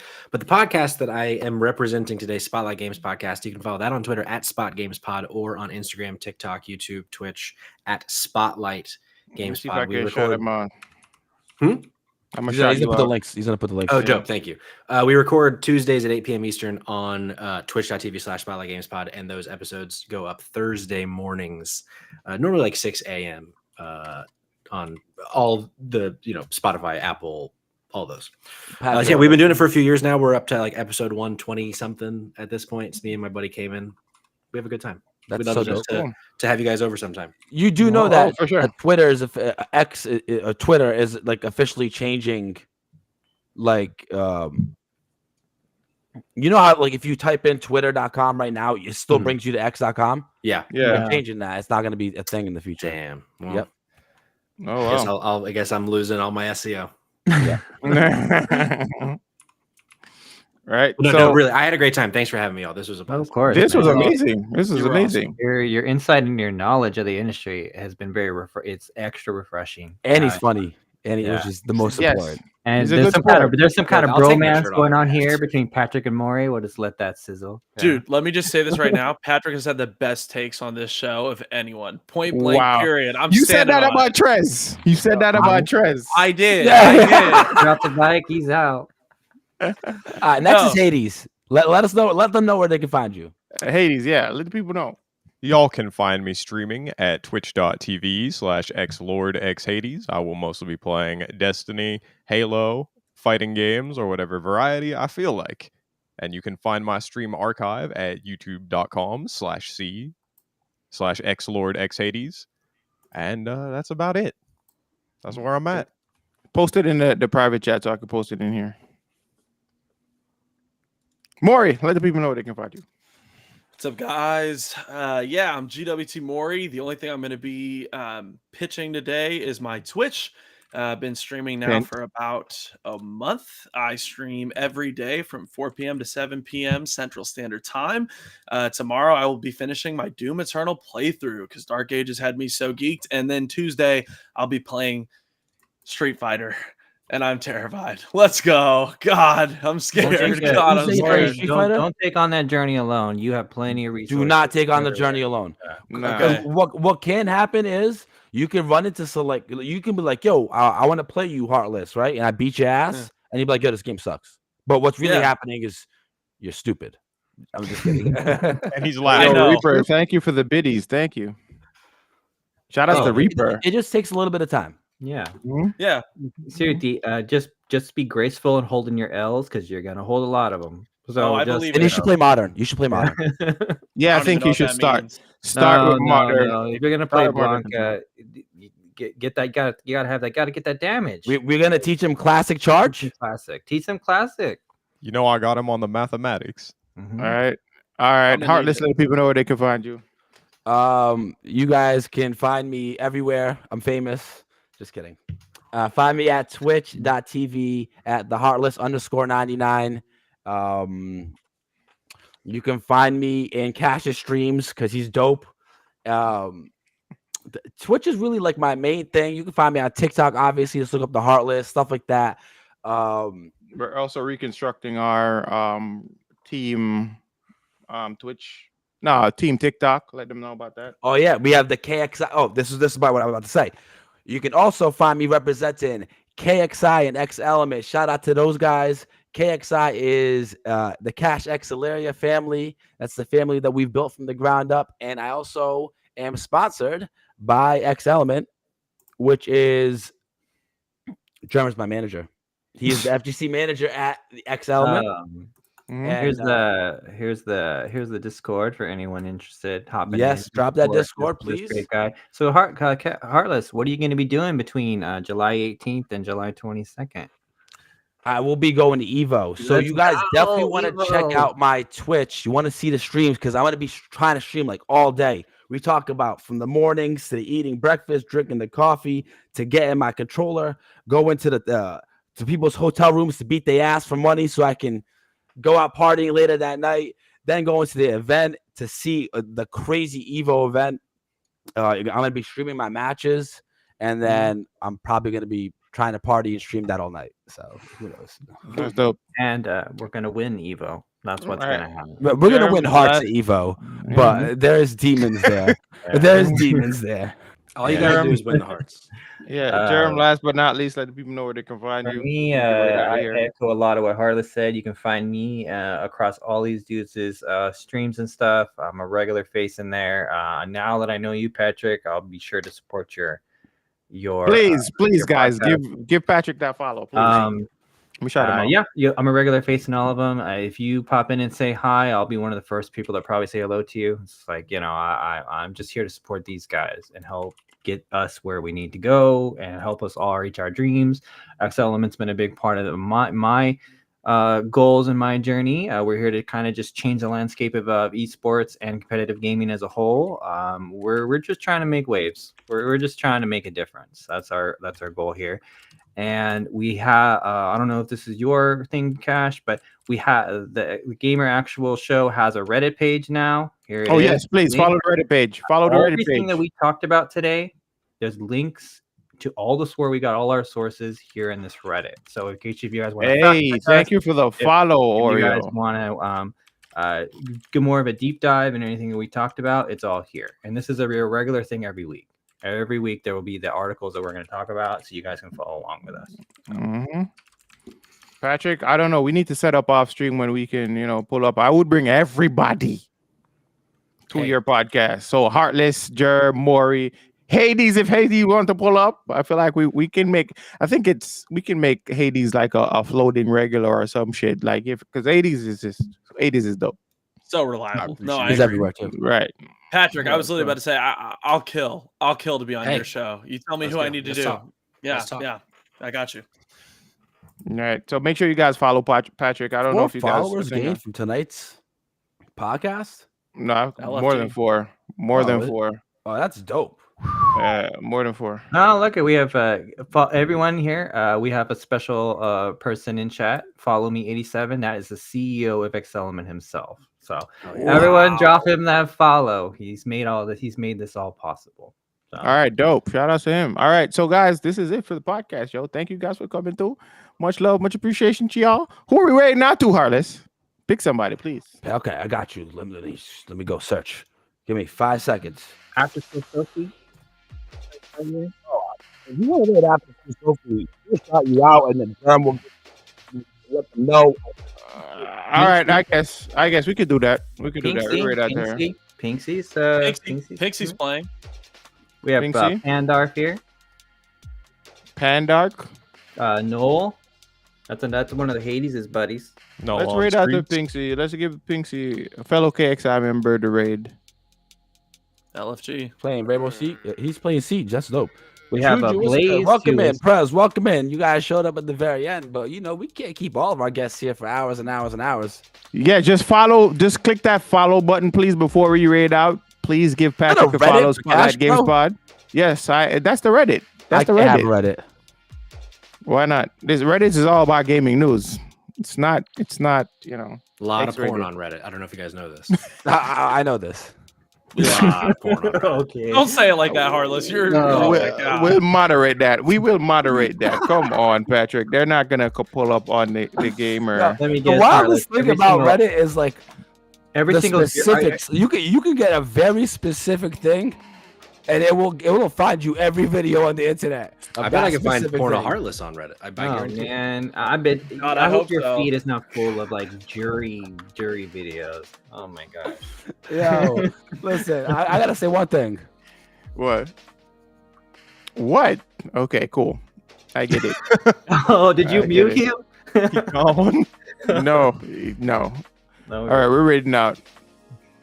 All right, have a good night, guys. Have a good night. Thank you guys. Thank you guys for hanging out. Shout outs to everybody, bro. Good night. Peace out. I love it. Peace out. Is Patrick already gone? I think so. He only had 2 hours. He gave us extra time, but No. Mm-hmm. My Well, question was, not a- what was his Twitter handle? Because I typed in Patrick Schwag and I didn't get it. He's got a How do link you spell tree. swag? He's got a link tree on his page here. Yeah, just follow the spotlight thing. Okay. Are we offline? Mm-hmm. Yeah. We just rated out. Rated to Pink Sea. Great show, dudes. Seriously, I love the chemistry on this show. I just love it. Doesn't matter who we bring in here; they just always fit like a perfect puzzle piece.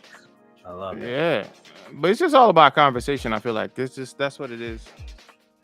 But I think we need to find a female co-host at some point.